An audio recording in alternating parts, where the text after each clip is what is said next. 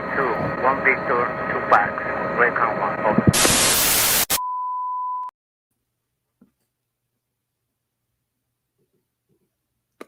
And so here we are, live from Texas. Ladies and gentlemen, welcome to the live stream. Let's see, we've got a fair amount of people who are slowly trickling in, but wanted to introduce everybody to my friend Calvin, aka Firepower United. Hello, everybody. All right, let's see. We have a significant amount of comments that have popped up already. I am going to show this because today we are going to talk about bullpups. It seems it's really weird, Calvin. Every single time we talk about bullpups, people get triggered. I would say it's a pretty polarizing topic. But If you say, why though? I mean, it's just a weird thing, right? I mean, to me, it's just another form of laying out a rifle. It's got its pros and cons. Most certainly. no, Henry, it sucks. That's what the internet says. My way or the wrong way, right? Yeah. So we do have had a significant amount of comments here, and I know comments like this you are going to definitely address down the road, given that we both have time on the FAMAS. But it seems like a lot of people who are commenting are either hating on Americans or saying that bullpups are dumb and stupid. So you ready to delve into why bullpups are dumb and stupid? All right, let's get into this. All right. So we've got around. The AUG is a proven bullpup. So we've got about a 2-hour time frame on this as we're looking forward, and we're going to delve into the rabbit hole of why bullpups are fantastic and everybody should use bullpups. Why are bullpups great, ladies and gentlemen? But are they? So first off, I wanted to start off and talk about just kind of like lay a little bit of groundwork here on our backgrounds. It's interesting because when you go overseas, people don't think. First of all, nobody thinks I'm. Before I started a YouTube channel, nobody thought I was American. Whenever I went overseas, so Wait, you're American? no idea what my background was. But anyways, I wanted to start with the background side because evidently. People have been saying that you and I are the same person. Did you know that? I've had people mistake me for you multiple times, and it wasn't a joke. and still, right now, you don't know if this is actually an AI rendition of me talking to myself. But just to lay down the groundwork a little bit, Calvin and I are two different people. I know we're Asian, and well, we're Asian. We're both in the same state. We are both in the same state. But Calvin, tell us a little bit about yourself and the Firepower United channel. A little bit about your background in shooting, your development, and then ultimately, what experience you have with bullpups. So my channel started off as comedy skits, making fun of or poking fun at the firearms culture in the United States, and it was meant to be educational. But what happened was it triggered so many people that it really had the opposite effect. It angered people who were already gonna be mad at it, but then the people who got the humor, they were big fans. So I thought that was cool. But for those who are enlightened, Fook Long. Yeah, that's a long time ago now. Is he dead yet, Fook Long? He hasn't been around for a while, so yeah, he pretty much is. He's been put to rest. All right.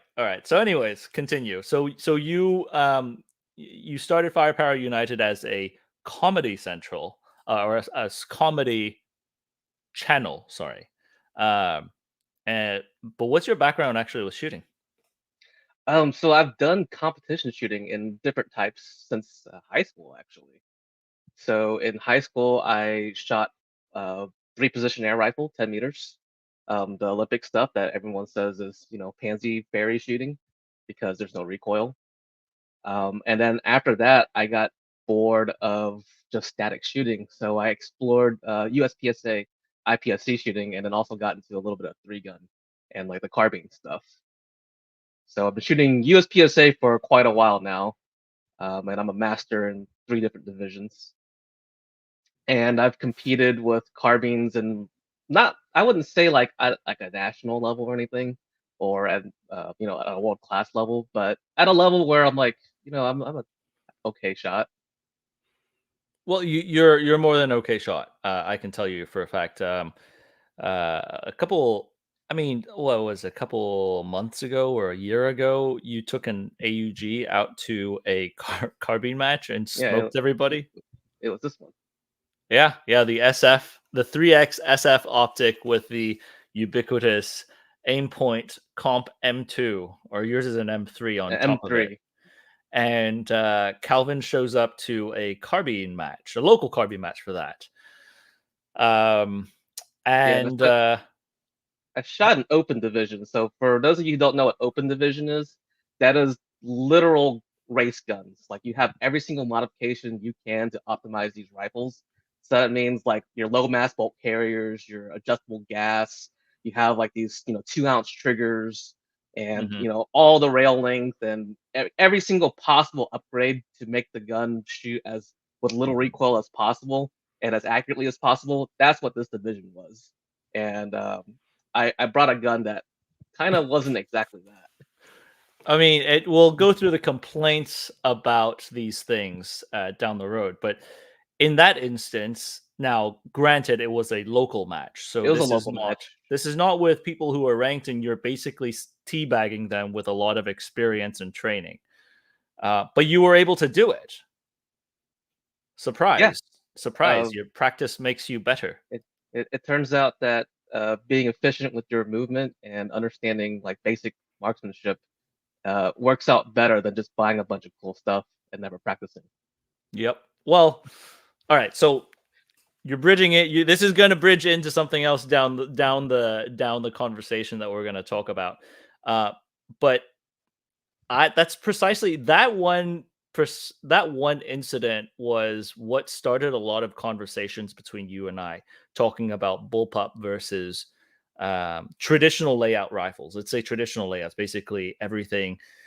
The traditional layout, not that the AR-15 is a traditional layout. Well, it is a traditional layout, but that didn't define it initially. This goes all the way back to the days of like flintlocks and whatever. Your action is actually in front of the trigger with a hammer behind it, and then working yourself into the lever actions, the Henry 1860s, and then your Winchester 1873s, all the way to Paul Mauser and him making the most copied bolt action rifle in history, still with a traditional layout, right? So again, I can't help but delve into the lovely slide deck that I have prepared, but I'll get through my part a little bit first, yeah. I have far less competition experience than Calvin, and definitely less competition experience than my co-host Josh. Josh couldn't be here, unfortunately, but I do have time in service. I was an ordnance officer who did have some competition time on the side, so I'm able to sort of cross some of these things over. Now, I won't go into the detail, but Calvin, I will say, has some type of experience on the military side, but definitely not like, me going through a couple of years. But he has a perspective of it. But on top of that, you also have done things like Finnish brutality that give you also a different thought and understanding on these things. So typically with the show, I guess Calvin today is filling in for Josh in this aspect. I like to work with competition guys because I get a different perspective on what's going on with firearms development and different ways different whys on people like certain things and prefer certain things, and then if there's a better way of solving the problem, or if the problem is the same in the first place. But in the instance of what is a bullpup, I think this is sort of a problem that goes a lot older than what a lot of people think. And certainly, if Jonathan Ferguson is out there, he wrote his book for what's Ian's book company again? Headstamp Publishing. Yep. His book called From Thornycraft to the SA80. What is a Thornycraft? So if you look at this on the left of the slide deck, you'll see that the Thornycraft is a Bullpup bolt action rifle, much like this guy back here. My Desert Tech SRS M2. It's a Bullpup bolt action rifle. Essentially, the idea is preserving that really long barrel in a smaller package and seeing how you can take this and perform with it and maneuver with it in the field. Later on, post World War II, the British came up with the number 9, the EM2. Which is a 270 caliber firing bullpup with an optical device on top. I mean, talk about forward thinking. 1948, coming up with a rifle with an optic and a bullpup design in semi-auto, shooting a cartridge that was an intermediate cartridge. So I wanted to draw this because a lot of people, they think about bullpups, they only think about what? The AUG, the FAMAS nowadays, and people don't really like draw back into the longer, how long the concept of a bullpup has actually been. I did so. What I'd like to ask you right here, Calvin, and I know the answers to this question, but maybe I don't. All of it. What experience have you had on bullpups, and how has that been correlating to your background? I would say it's not extensive. I've Mhm. owned an FS 2000 back in the day. I think that was my very By first the way, bullpup. we had a super chat here who Oh. loves his FS 2000. I wanted to bring this up. We will talk about the FS 2000 at a little bit later point. Continue. Sorry. Yeah, no worries. So that was my very first bullpup, and like most people who like first get into firearms, for whatever reason, like I went online and like read other people's opinions of it first before I formed my own. And I'm like, It's almost like we start these social media projects because we're fed yeah, up with these things on forums. yeah, and around that same time frame, like I did that with a lot of guns I've owned. So what I remember was the gun shot okay, like it was decently accurate and everything, but I remember it being very awkwardly bulky. Mhm. And that was kind of the thing that did it for me. I was like, okay, this is weird. I'm not gonna give it a chance. I'm just gonna sell it. So And that then the tactical tuna was your first. yes, Wow. Okay. yeah, and I had an aim point on that as well. So like Um, what the Slovenians do in the Slovenian military. Very similar, except for I didn't have the special Slovenian like optics rail and the bayonet plug and whatever else they did. Okay. It was just the commercial version with the Picatinny rail, and it was green instead of black. And then many years later, maybe like 7, 8 years later, I got a Valmet, which is this thing right here, the M82. And that's probably one of the worst examples of a bullpup as far as ergonomics and balance and like all the things you want out of a bullpup, which is why it never really went anywhere. Well, that's kind of like the 1980s era when people started trying to make chassis for every single traditional layout rifle possible. Like you Yes, remember they had those M14 chassis that you basically it's like 2 plastic shells and you put an M14 action inside and you screw it together. I don't remember that. Okay, I don't I'm know gonna why look that for. exists. Why I'm that gonna even exists. It was a trend. Like people back in the Oh. day, they like to make bullpup everything. But continue. So the second one was the Valmet. Oh, I Not have seen those the it, Bullpup M14 conversions. I they remember look those like now. the Chinese, the Type Yeah, 95s, yeah, yeah. right? Okay. But Yeah. continue. So your other one was the Valmet. Yeah, and I bought that basically as a collector's item. I had no intention of actually shooting it for performance. Like it's a cool gun. It's the barreled action portion of it is quality. The stock is made of fiberglass, and everything online says it's gonna break if you like look at it too hard. So Mhm. I've been really careful with it because you can't get a replacement stock for it or anything really. So it's it is a very awkward gun. Like the sights are off center, kind of like a Bren gun. Mhm. But yeah, it's a I got that and I was like, okay, yeah, this is a bullpup, but this is not a shooting bullpup. So last year, 2 years ago, I can't remember now, but then I got one of these guys, the Sorry. AUG. This is what I was talking about. Oh yeah, The they did muzzle that for the light Mini conversion. 14. So the Mini Yeah, 14. Did I say M14? yeah. You said M14. That's why I Yeah, got confused. sorry. Yeah, I mean this clearly looks like a Chinese Type 95. Yeah. Did they also make one for the Mossberg 500 or 590? Was it the same company or was it Uh, a different company? they also made one for the, let's see, the 1022 Bullpup. Yep, that was popular then. So Calvin and I, let's just as a background, we grew up.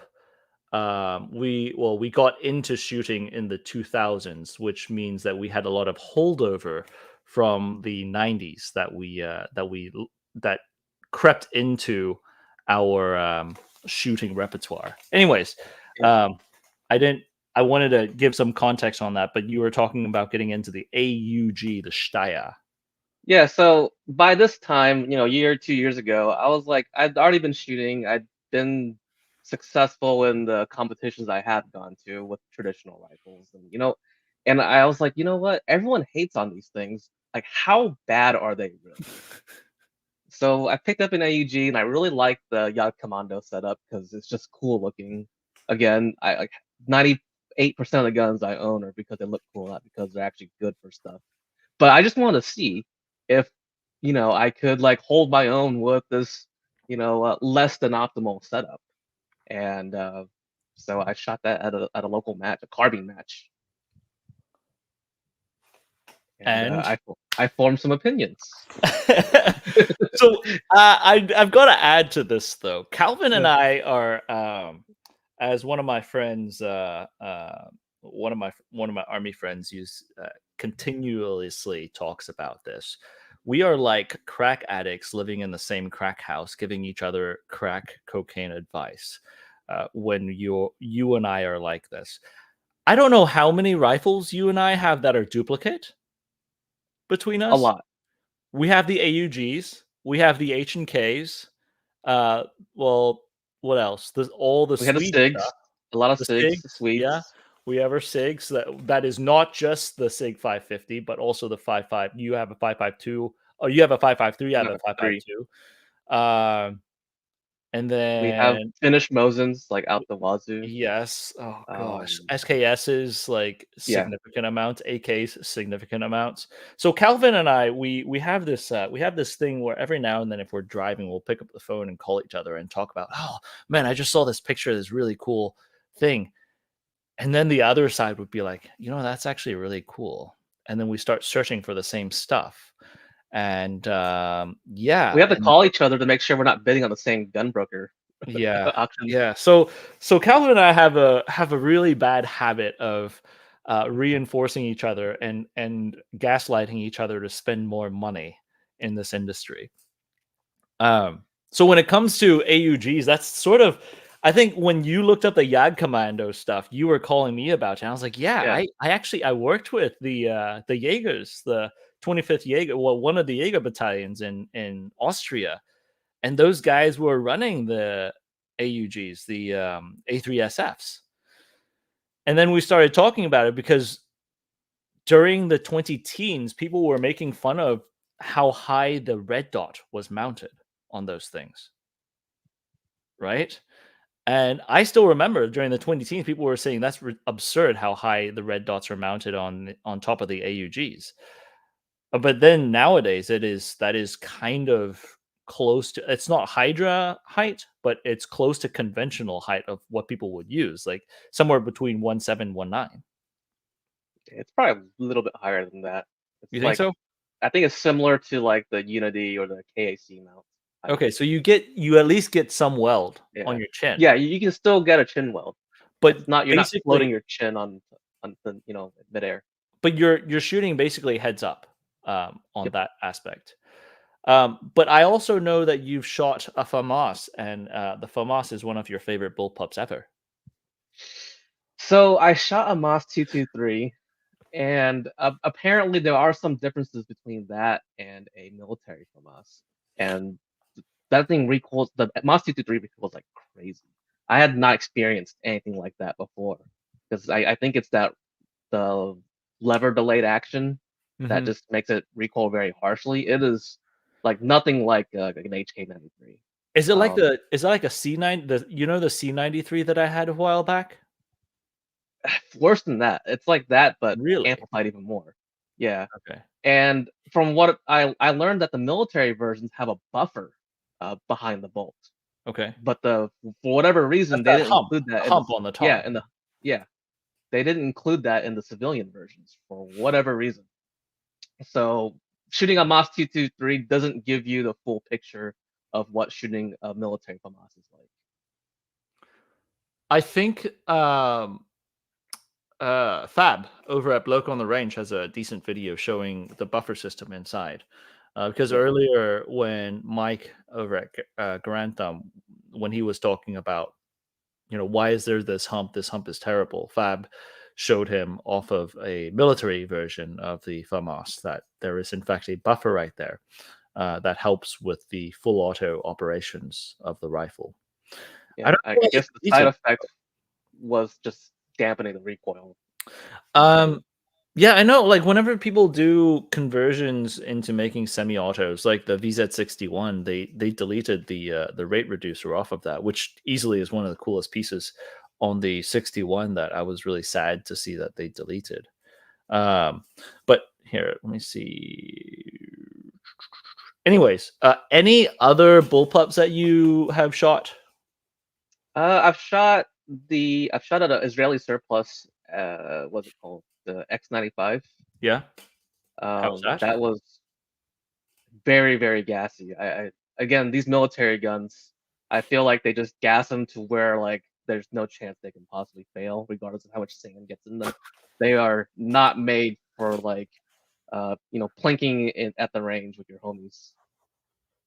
I mean, isn't the X95? I mean, it's just like the SAR. It's a basically like an AK operating system put into a Yeah, bullpup, right? I not 100% sure. I haven't taken one apart. I don't really know a whole lot about the X95s and the Wars and that whole family. I'm trying Huh. to think of what else I've shot that's a bullpup. I may have shot an AK bullpup that wasn't one of the Valmets. It was like one of those. Remember those conversions that Century sold a while back? Like You no. I can't remember what it's called. It's like maybe like GP 1975 or something. I can't remember. But it was another like crappy AK like conversion kit. That's about as much as I have on bullpups. Okay. So conversion bullpups is a different thing. Yeah, Primarily, they're we're different. talking about like OEM factory. This was designed to be a bullpup off the Yeah, bat type of rifles because there's a lot of conversions out there. that's Like, true. I mean, the people have converted AKs, ARs, M14s, SKSs. basically everything under the sun. You can, well, not everything. A lot of rifles you can get conversion kits to turn them into bullpups. Now, I've never seen someone turn a bullpup into a traditional rifle, but you know, for those out there, yeah, it'd be interesting to see if you could do that. But Yeah, bullpups, essentially, for those uninitiated, which 99% people out there who are watching this channel probably know that a bullpup is basically shortening the rifle system and giving it a little better and more economical use of the space within the receiver being the main action portion of the rifle. And what you see right here is and I would love to get my hands on one of these kits, is a Dragunov. The top one being like the one that I have, and the bottom one being a kit. What we were talking about, that you could turn a traditional rifle into a bullpup. And one of the biggest things to Bullpups that people sing its praises, and again, this is a portion where we're going to sing the praises for Bullpups and say why they are awesome before we start poo-pooing them, because it's very well balanced. And outside of the idea that yes, you have a lot of space saving, it also is well balanced because kind of like if you have a fulcrum point, you have a lot of weight really far out. Of course, it's going to give you more torque on your fulcrum point being right here. And that torque is what translates to, whether it's heavy in the front or light in the front. So when you put all the weight closer to your shoulder, it's a lot easier to use. And right here, what you see is this week's video on our channel, which would be the STG-77 A1 mod with a heavy machine gun barrel stuck into it. Now, the full conversion, you're supposed to have it on open bolt, but I actually think that the closed bolt version is probably more useful for this layout of a firearm. But regardless, that is a 24-inch barrel, 24-inch machine gun barrel that you could wield. It feels somewhat like just an M4. And if you look at every single like demonstration of Bullpups, it's always some guy holding it with one hand and showing you how long he can hold it for without getting tired. Yeah, or I've done it a couple times on our channel to where I'm like shooting 100-meter targets single-handedly with a Bullpup. And that's just something that you can't do very easily with. I mean, maybe with a slicked out AR you could. But even that, what would Stoner do? Yeah, but even that, it's more difficult than the Bullpup itself. But then let's see. The next thing that people always say it's amazing for is compactness. This is literally the reason why Bullpups exist, is to get a longer barrel into a shorter package. And so, of course, it's going to be easier to work with armored vehicles, so vehicle operations, and then also CQB and urban operations. So on the left, you'll see these are some Aussies. They are piling out of, I'm not familiar with the Australian vehicles. It's a left-hand drive vehicle, and it's clearly stated on the back hatch that it says left-hand drive. But then also, you'll see the Israelis right here from a recent screenshot of, let's say, operations in Israel or Gaza. I think we've seen a little bit more of said operations in one of the most densest locations in the world, and these are places where Bullpups exceed. We have, and I hope to do more content on the Tavor down the road. I really do, because in the past we did a video on the Tavor SAR, and I was very disappointed with it because it couldn't hold zero. Now this is, dude, Calvin, this is like years ago. This is when we first started the channel, like the first year of practical accuracy, and it just I could not get it to zero for some. I could not get it to hold on target for some reason. But frankly, if you're shooting CQB and your farthest target's 100 meters away, who cares about that, right? Okay, you do. But, when you're matching up to what they're doing in a location in Israel, typically you're not really looking at super long distances like that. And if you are, you have a different system, like a mounted system that could solve that problem. That could be a problem solver for you. And then optics. Now this is sort of a little bit more like, I don't know, controversial is the thing, but Bullpup's kind of the whole Bullpup concept. This is my theory. I think because they had to shrink down the barrel length, and so they didn't have as long of a sight radius, it helped them jump that gap from iron sights to optics. And it made more sense for Bullpups to come standard with optics for all of their systems. And so I do actually think that Bullpups did quite a bit to further the concept that that optics should be standard on firearms. That's just my thought on it. obviously they had to go through some difficulties in getting there, and the AUG type optics, I'd say like the Sturmgewehr STG-77 optics are not they're not the preference for American shooters, I would say. But they're very usable, and they're extremely robust for what they are. And the AUG, I think, is well known for its donut of death. But right here, specifically for my shittiness, I thought it would be hilarious to put a Republic of Ireland soldier right next to Her Majesty Queen Elizabeth II firing an SA-80. And both with optics, might I add. So thoughts on Bullpups progressing optics? Is that really a thing, or is that just in my mind, do you think? I think I'm just taking a guess here, but I think because of the time frame that Bullpups became popular, people were experimenting with optics anyway. Yeah. But that's just also a guess. I don't have any hard facts to support that. Because what was that in the 77? Late 70s, yeah, late 70s, early 80s. What conventional rifles used optics back then? We have like the FAL. Weren't they trying to put the suit on that? Yeah, yeah. And then you had the HKs or the rotor blade guns where they had them to where they were built in to be optics ready.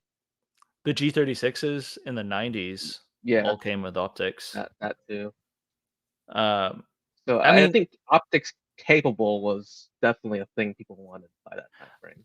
I think it was an option for a traditional layout rifle to use optics or iron sights, but for a bullpup, it was more towards the camp of this would make this rifle way more competitive if you have an integrated optic into it. I think it was less of a conversation on whether it could use an optic or not. Obviously, you could argue it didn't have to, but the sights were worse, so you needed the optic would make it a lot better, I think. All right, so this is what people came for. the shitting on the bullpup rifles from the American perspective. All right, so chat, you can continue on talking about this. I'll try my very best to pull things up, but please start revving your engines, ladies and gentlemen, or mostly, let's be real, mostly gentlemen here, and angrily drop those comments on why bullpup rifles are terrible to the American mind. Someone made a very good comment. I don't know how to save it or anything. Where is it? But it's at 4:36 p.m. by Night Raver 56. Okay. He says, but you don't see any major 3-gun competitors who use anything and want quick handling in tight spaces where points, time, and money is on the line. They overwhelmingly pick the AR platform. Let me see. And there is one outlier. We can talk about that a little bit later. Or we want to talk about it now. I mean, we're getting into here. Go. Here are some complaints. Go ahead. Talk about his comment first. Yeah, so you don't only see it in 3-gun, but that's because 3-gun basically only exists in the United States. In 2019, at the IPSC Rifle World Shoot, some guy used a Keltec. I forget what model it is. So it was a Keltec bullpup thingy, like kind of a shitbox looking rifle. Is it the RDB? And it's the 5.56 one. Okay, continue. I have no idea. I don't know much about Keltecs, but they all look like shitboxes to me. Well, the RDB, I think, is what you're talking about. Anyways, continue. But he won second place in the standard division at the World Shoot. That means he's competing against the whole world internationally. Like second place is like no slouch. And this is a hit factor sport where accuracy matters a lot. They're shooting out to 300 meters. It's very, it's a lot of action shooting. It's kind of what I think how you would measure, practical rifle shooting from 0 to 300 meters. What was that 2019? I believe it's 2019. 2019 USPSA IPSC. This is international. IPSC. Yeah. It was American Caltech. shooter. Yep. And I think TFB's done articles. Is it this? Yes, that thing. He won second place. Yes. Like, if you've ever been to a world shoot and you see the kind of talent there is there, like, second place is like a big deal. Okay. Like, I would be happy if I made it like top 10, you know? So I mean, there's one answer. I mean, this is a big question we're asking. I mean, how much of this comes down to comfort level or not? I think. Yeah. But let's and this is another comment that we got earlier. I wanted to show it, but I think this is a little bit more relevant to what we're talking about, how military shooting is downstream from civilian shooting. And this is time and time, we'll get to this point even more down the road, but time and time you'll see the theme that American military adaptations have certain elements from the civilian shooting and competition side. We saw that clearly. We talk about that with the 1903 rear sights. The M14 was highly influenced. The M16A2 was highly influenced by civilian shooting. And I would argue even the M4 URGI had elements that were highly influenced by three-gun shooters. Mid-length barrel, 14.5, pin and well. Well, not pin and well for the military, but Like, you know. Your modern M4 looks just like a 3-gun rifle, but instead of brake, it has a flash hider. Correct. Right.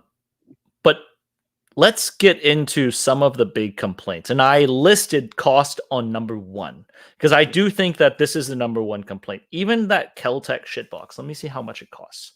It's probably way more expensive than like an Anderson or PSA or whatever El Cheapo AR there is out there. Let's see. I have no idea. Caltech Bullpup 5.56. It is. I cannot say actual prices, but I could say you could trade 1,049 beans for this particular item. Okay, so I mean it's expensive, but it's not. It's expensive for what it is, but yes. Generally, if you look at the AUGs that we have now, granted, mine and Calvin's AUGs are, because of the optics, are more in line of a collector's item, I would say. Yeah, the optics kind of like they increase the price of the gun by a lot. Yeah, and I would also add that prior to, so there was a huge shift in Steyr Arms USA. I would say probably like 3-4 years ago, they started upping production in the States. And because of that production increase, I had been seeing that the prices of the actual units drastically decreased. Yeah, I would say they're like the kind of the price of like a high-end BCM now. If you like look at street price. Yep. And they're not like unobtainium, like they weren't like KC prices. Yeah. So I mean, but back before then, your only options were like the pre-bands. That's true. Because they weren't actively making AUGs for the US market. And so then you were looking at like 3-4K. I mean, those are pure collector's items. Or you had the M-SARs, which like barely worked. Right. So cost, I think, is a big thing, because even if you factor in the cost of the early 2000s era AR-15, I mean, a Colt was still 1,000, right? Yep. And 1,000 in 2008 was a lot of money when you can get an AK for 300. So a Wasser for 300. Yeah. So I think traditionally the cost of the Bullpup is, or let's say like the duty grade Bullpup, has always been significantly higher. And the last few years of the AUGs coming out at a lower price, but delivering a package that really matches what the military ones can put out. I mean, that's kind of been an anomaly in the sphere. And then on top of that, you started seeing things like the HS product. What do they call? The real name's the VHS2. The Hellion. Hell yeah. Oh, yeah, the Springfield name. Yeah. Yes, the VHS2. The Hellion. I went to the town where they're made, actually, a few months ago. That's And right. You went with Ian, right? Yes, and I will say that it doesn't look like they make the most high-tech things if you were just to look at the streets and stuff. That's about as much as I'll say. I will have you know, Calvin, that these Norinco, or let me pull it back, these Polytech legends that people so pine after nowadays were made from very humble roots in mainland China. You know, that's true as well. You know, I'm pretty sure my Polytech legend was made in a cave somewhere. Don't talk about my cousins like that. so cost, I mean, cost is a big thing, and part of that is it's a delicate supply versus demand type of thing. I mean, you can get AR-15 forgings way easier than you can get an AUG forging nowadays. Machine work's also greater to it, right? Yeah, and if you look at where Bullpups came from, right? They came from most of them came from these Western European countries where labor is expensive. So the guns are going to be expensive. If we had access to, say, Chinese firearms still, it might be a completely different story. You know, that's true. The Type 97s in Canada were like that was rivaling your Keltec $1,000 shitbox with decent reliability too. I think they were cheaper than that. I think they were like 800 Canadian or something. Yes. Yo, you're right. It's Canadian. It's the monopoly money. Yeah. It's not our money. Yeah. So you're right. You're right about for anything. So what you're saying is, if Mexico decided to produce the Type 97, yes, that we potentially could see a downward drive of the price. But still, I mean, we'll get into the cost argument in a bit. I have a dedicated slide to that. But the other thing is going to be overall weight. I've heard people talk about how bullpups are heavier. I don't think all bullpups are made equal per se. Yeah. But I do agree that generally, if you look at it, they are heavier than the AR-15, but that's not because they were designed to be heavier. I think deliberately the AR-15 itself as a platform is abnormally lightweight compared to stuff that we have around us. Because look at the other competitors to the AR-15, like the Scar. Yes, the Scar is really light. The HK416, no, I think heavy. Any of the roller delayed system, I mean, you and I are aficionados in the 91 and 93, heavy. Any of the Russian, the Galil, the AKs, they are all heavy. I think the AR system as a pioneer towards, you know, that layout of a rifle has really, that has been the idea was to use aerospace materials to make a rifle that was significantly lighter. And so that, I think that is, when it comes to it, without the constraints of having to make it more compact, they were able to use different materials and reinforce in different locations, and therefore make it a lot lighter. So I agree, ergonomic, weight wise. But then you're talking about the ergonomics and balance. I mean, people always talk about this, and there's a couple under ergonomics, but ergonomics as one. I mean, it's like telling that adage of AR guys shooting AKs. I mean, how many times have you seen AR people go up to an AK and then completely just shit the bed when they're on the firing line? That's what some of my videos are about. That's right.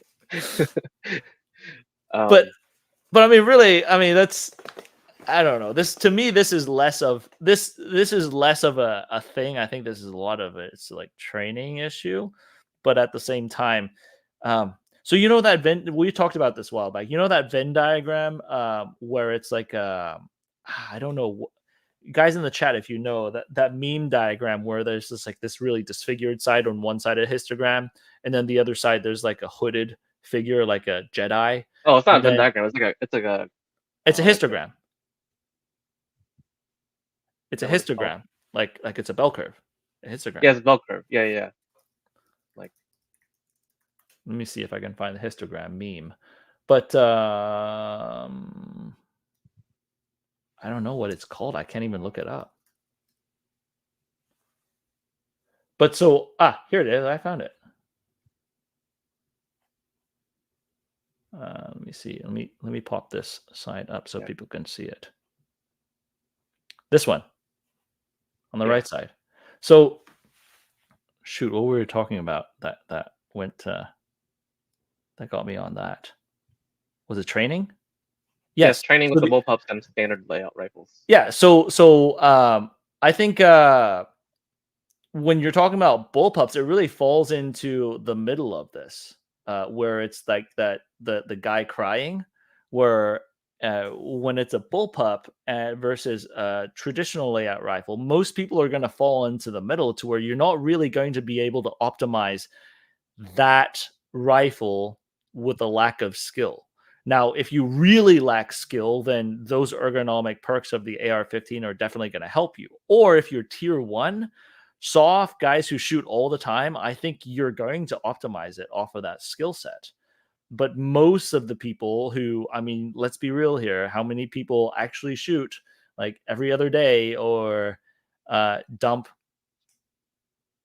50,000 rounds downrange a year?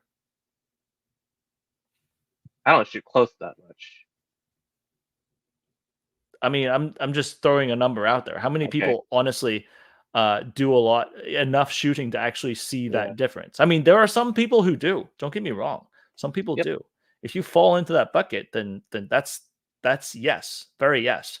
But if you don't, then I mean, I think the ergonomics thing may not affect you as much, or it may, but that has been a big complaint. And maybe that's the thing. Maybe it is that a lot of people don't shoot a lot of rifles, and therefore they need that ergonomic perk to push them to be able to perform whenever they're trying to work it. So I mean, in some of the ergonomic stuff, there is like there are some issues that I've had with the AUG shooting it mhm. like off barricades and stuff, but I really don't hear people talk about that for whatever reason. Because No, when you have a traditional like a standard layout rifle, mhm. you have more rail and barrel length to actually uh, increase distance between the barricade and yourself, Yeah, so that you have room to get into like a stable position. With a right. bullpup, you have to get really, really close, and Yeah. you kind of like your legs. You can't like really spread them out to make yourself stable. So that's one ergonomic issue like I actually had with the Mhm. AUG shooting off of like a tank strap. So I'm not saying that there are no, I mean, there are pluses and minuses of it, but I'm saying that most people who care about this stuff don't shoot at a level that they could fully take advantage of the ergonomic perks of the Right. AR-15. That's what I'm saying. The people who are complaining about ergonomics, they're complaining mostly about things that can be trained out. And maybe I'm doing this right now, but like something where it's objectively worse to where like you can't get a stable. People aren't even doing that to have that complaint. Yeah. So the other thing to that, the ergonomic side that I specifically pulled out of here was the trigger pull. And this is going to be one that is just, it's not going to be built. This is not going to be equal to all the other things because the AUG's trigger pull is not a Desertec's trigger pull, is not a VHS's trigger pull, is also not a Keltec's trigger pull. It's definitely not a Tavor's trigger pull because a Tavor Or you can get a or a what a Moss 223. or a Must 223 trigger God, pull. like that thing gives me PTSD. Like on how bad it is. See, I mean, we can delve into that a little bit more down the road. I've Yeah. actually one of my first bullpups I shot was a FAMAS, an actual hmm military one, and I never knew that was an issue because I was shooting the military one. Yeah, and there's only a few of these, but I maybe the one I had was like defective or messed up. I don't know because there's I mean, not you can go compare. Like you can't go to the store and dry fire like a dozen of these and be like, oh look, this is the one that's messed up. well, unless you use that time machine that you have, like that you keep in your S2000. Oh yeah. Oh, shouldn't tell people about that on live stream. Anyways, No, I mean it's yeah, out now. They'll be out, trying to dig a hole in your S2000. Yeah, I have to go 99 miles an hour though, not 80. Homeland Security is like, sir, why is your vehicle radioactive?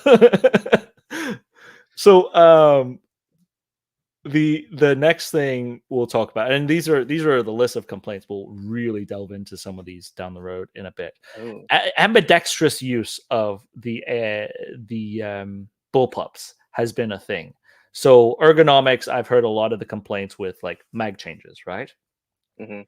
Or then when it comes to ambidextrous uses, like switching hands in a barricade or lefties using it.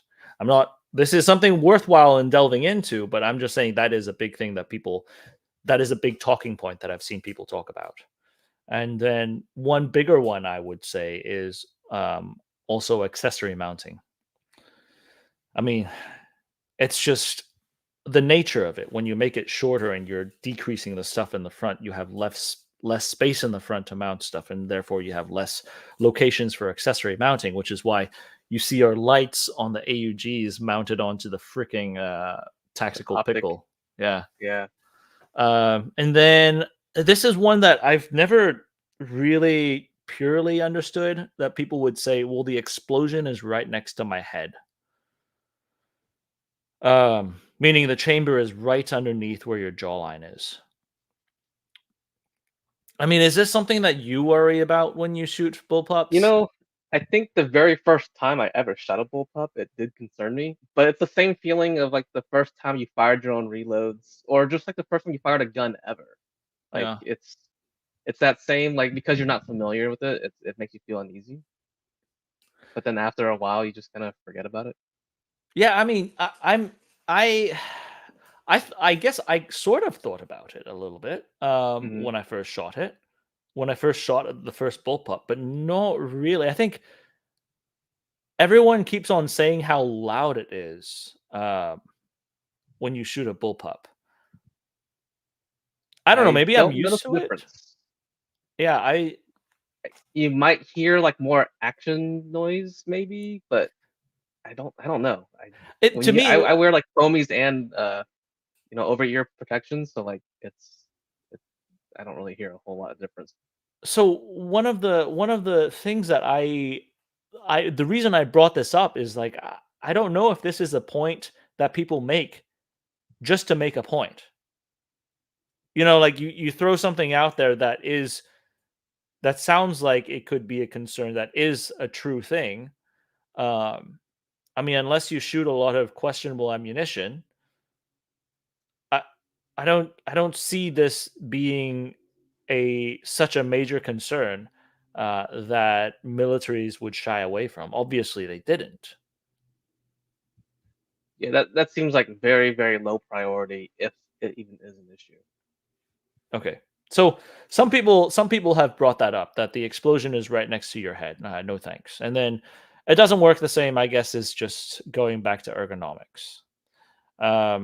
Let's see. We had a super chat here talking about the Hellion. Have you ever shot a Hellion, actually? Yeah, but it wasn't in a manner that could really evaluate it. How was the trigger? I didn't notice it. Like, it wasn't god awful, but it wasn't good either. Like, it was just like a kind of a standard feeling military trigger. Like, it wasn't much heavier than an AR-15, what I remember. Maybe slightly spongier, but not as spongy as like an AUG trigger. No, I don't know. It's just kind of average. I mean, this is an interesting take, that people's bad perceptions of bullpups because of the SA80A1. I don't think so. I think that's a very, not outside of the UK, outside of UK armed forces, there's not a lot of people who've actually shot an SA80. Yeah, I've never seen one in real life. And then on top of that, I think a lot of Brits like the SA80 because that's all they know. Well, the A2, and yeah, I'm talking to my friend Evan, Echo Mike. He actually made his own SA80 after he came stateside from the UK. Pretty impressive. But he made the A2, the version that actually works. So yeah, I mean, I used to see them in Hong Kong right before the turnover, but I never like I don't outside of the UK Armed Forces, I don't know many people who have a lot of experience with the SAAT. It's also one of those firearms that wasn't adopted a lot outside. I think there's even more FAMAS than there are SAAT A1s. I would believe that. I think the number of commercial SAATs in the market are like minuscule. Yeah. So, are you ready to talk about why these complaints exist? Sure. And this is a good talking point to bring back to um, one of the things that you talked about, and a couple of people in the comments also talked about this, is how is it that Americans evaluate if a rifle is good or not? And I say specifically, I say American civilians because a lot of this commentary comes from the civilian side. You don't necessarily see a lot of military officers or ordnance guys go out and talk about stuff, because they frankly don't shoot a lot of a large variation of firearms, even during procurement processes. And so, how do Americans actually evaluate if something is good or bad? Um, Obviously, right here, you see a three gunner shooting a pretty, I mean, is that a sequence? Looks like it. Yeah, the S. Yeah, it's a pretty generic three gun competition rifle, right? Which has pretty good balance between speed, accuracy, and everything. LPVO is also ubiquitous with a three gun scene with a side mounted red dot. This is universally right now this type of layout of rifle is kind of that in people's mind is this is peak. This is the best. This is Yep. what you want. And so, how do Americans evaluate it? I mean, competition is just a big thing that hits the American civilian scene. Yeah, it's nothing new. Like just like you mentioned with the 1903, America used to be huge into target shooting. Like there's photos, well, like not photos, but drawings and paintings of people going to what is it? I can't remember what it's called. It's like the big shooting match. Like Camp Perry stuff? Yeah, Camp Perry, that's what it is. Yeah. Or was it even older than Camp Perry? But that sounds about right. If you look, I know there was some in Creedmoor, but isn't that in the UK? Yeah. Yeah. No, But that kind of stuff. it's that classic Americana scene from the late 1800s. It's kind of like the Victorian era when people were shooting in supine positions. Yes, wearing like full suits. Let me see. Like, top hats and stuff. Not necessarily this yet, but yeah, there's always been a tradition in for Americans to evaluate. I should be careful of just scrolling down Google search bar. Search on, right? Sorry? You have safe search I on. do have right? safe search on, but I don't know whatever pops up.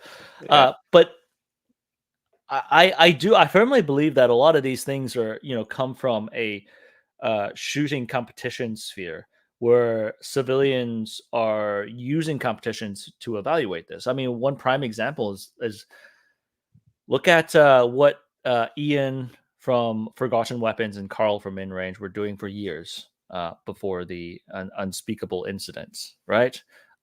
They were basically taking military stuff and putting it into these two-gun action challenge matches, and they were evaluating it. And that's an extreme case because they brought some weird stuff out there. Like nobody really takes like a broom handle Mauser and tries to shoot a PCC match with it. But you're talking about this is how Americans typically try to evaluate is through competitors and competitors going in and pushing themselves in the competition sphere. And so that's how you come up with different items that down the road feed into the M4A1 turning into the URGI. Yeah, I mean, you've got military going to civilian competitions so that they can, push that skill level to maximize it, and then, move that and push that towards the military side as well, like with the AMU. Yeah, but there's also something that I think we've talked about this. It's not that it's a fallacy to this, but you're evaluating arms in a specific method that just looks at a 5-minute window. Let's say 5 minutes is generous for a match time.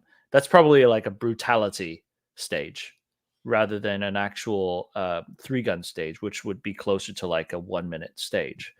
Yeah. That short amount of time when you are grabbing the rifle and jamming it onto a speed shoot scenario. And what comes out from that, challenging your different positions, etc., that becomes a measuring stick on what is good and what is bad. And I was talking to Josh the other day. It's kind of like, imagine, all right, so imagine if you look at a pickup truck and what's a fast car? A Porsche? Sure. Let's say you have a Porsche 911 Yep. and a pickup truck. You're trying to evaluate which one's good or bad.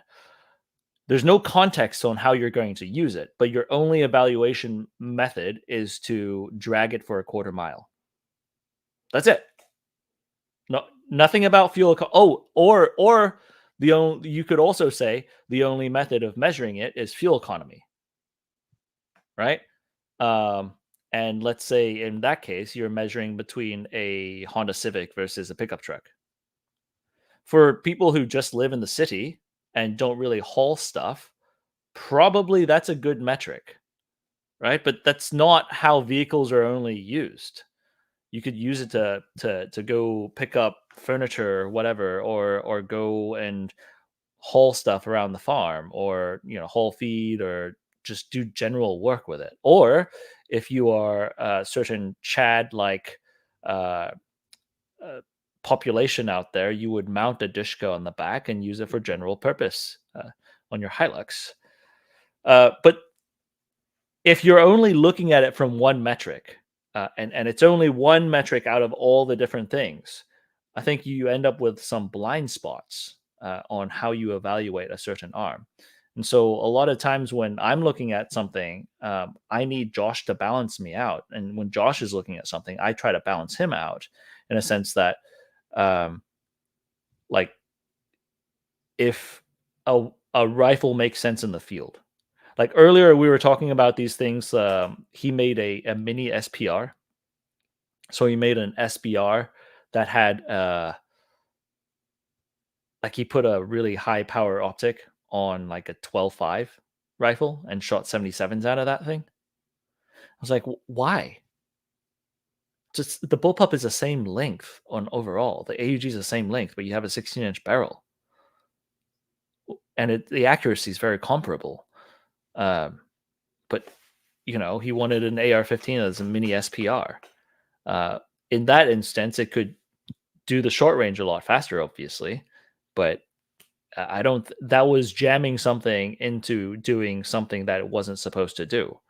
So, if you're looking, like, drawing this back to how does a competition sphere play a role in this, if you go out and you just look at how fast it could drag for the 1 to 5 minutes out there, and you completely neglect the overall weight, the balance of the rifle, the overall package when you're working in and out of armored vehicles, some of the things that Bullpups really excel at, maybe you are missing out on some of those corners. But it's difficult. Like, you don't have a Bradley for you to just like drive to work and then like you bail out to drag your M4 into your office space and park it right there, right? Like, that's not what normal people do.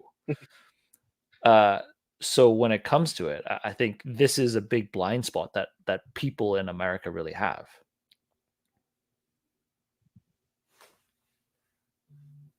All right. And I've been guilty of that. I mean, we all have, Yeah. because we look at things in our own sphere. Yeah. Right. I mean, what were some of the complaints of the let's say before we started looking at like 3-gun stuff, let's say like more antiquated systems? A lot of people talk about how awesome the Lee Enfield is as a battle tested bolt action rifle. The number 4 specifically, I'm talking about. Compare and contrast that with the 1903s, which is developed from a competition sphere. I mean, I think there's a lot of like looking back at what happened, and things seem to be a lot more clearer than at the moment you're just using the best ruler that you have to measure something with. Yep. So any more thoughts on this before we get into the next inflaming category of how No, Americans evaluate? I think we're ready to go on. This is the best one. This is Yes. obviously This the is best way. off the bench. That is exactly how you want to measure every firearm. 3-round groups off the bench. Yeah. Which, to be fair, that's how, I mean, even to this day, this is how most people shoot. Like, unfortunately, but that's reality, right? Yeah. In most ranges, you go to a rifle range, unless you have a membership or you own your own land where you can do whatever you want. This is kind of the experience people have with rifles. And I was one of those people for a very long time. I mean, we all are. Like, this is the where we get to shoot. Yep. We have to. I have to constantly reel myself back in thinking, like, kind of put myself back into my shoes when I first started shooting. And by the way, this is a real question that we would ask someone if they were shooting 30-06. Thank you very much. That stuff is gold. Yeah. look at the comments. Oh. This is fantastic. All things I've heard from an RO before. Yeah, but so Yeah. I mean, obviously a bullpup is a pretty terrible bench rifle. Like, you've got Yeah, your magazine sticking out back there, and it actually is hard to reload when you have a sandbag back there or a rear bag and you have a magazine. Yes. yeah, That I guess that is valid. yeah. So, if you're shooting off the bench. But we look, Calvin. I mean, doing the whole YouTube space and having Patreon supporters, and definitely thanks to those guys, and being able to use that money to buy a membership to a nicer range to film and evaluate. You That's get a money from your luxury. Patreon supporters? But I mean, that's a luxury, though. Yes, it is. Like, it's a luxury that you could justify. For most guys, I mean, having to go out to a range is way easier to just spend like the $20-$30 for a range fee on a bench and enjoy shooting that rifle for like an hour. That's it. Yeah, I mean, the ranges we go to. I mean, how far away is your range from your house? An hour and a half. So it's 3 hours round trip. Yeah, mine's 1 hour away. Most people, that's a big time investment. Yeah. You can go to your local city range that you can sit down at. That might be 20 minutes instead. Yeah. So I can't entirely fault people for coming up with ideas like this, but I definitely wanted to bring something up, that there's some blind spots that we have when we're evaluating stuff like this, which, cost.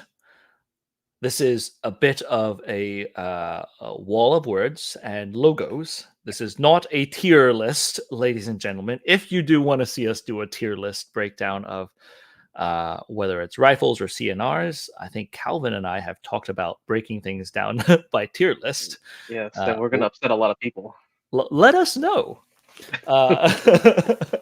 But we're talking about cost, right? I mean, cost is also the cost in time, as you were saying, being able to spend that time to go out and evaluate things. But right here, we're specifically talking about the cost in shekels, of how many shekels these things cost.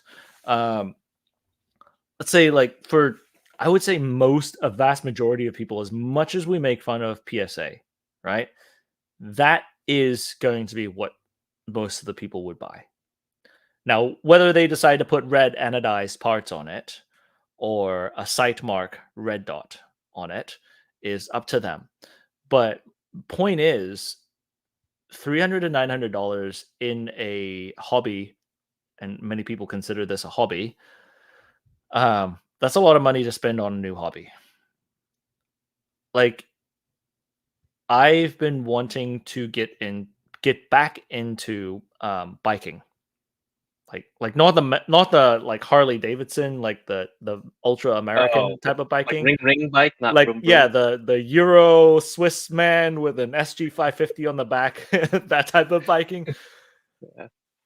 But it's much more difficult for me to justify spending a couple thousand on a nice bicycle than it is to spend under 1,000 and just get something that I could roll with every now and then as the weather cools down. And I think it's the same thing with rifles.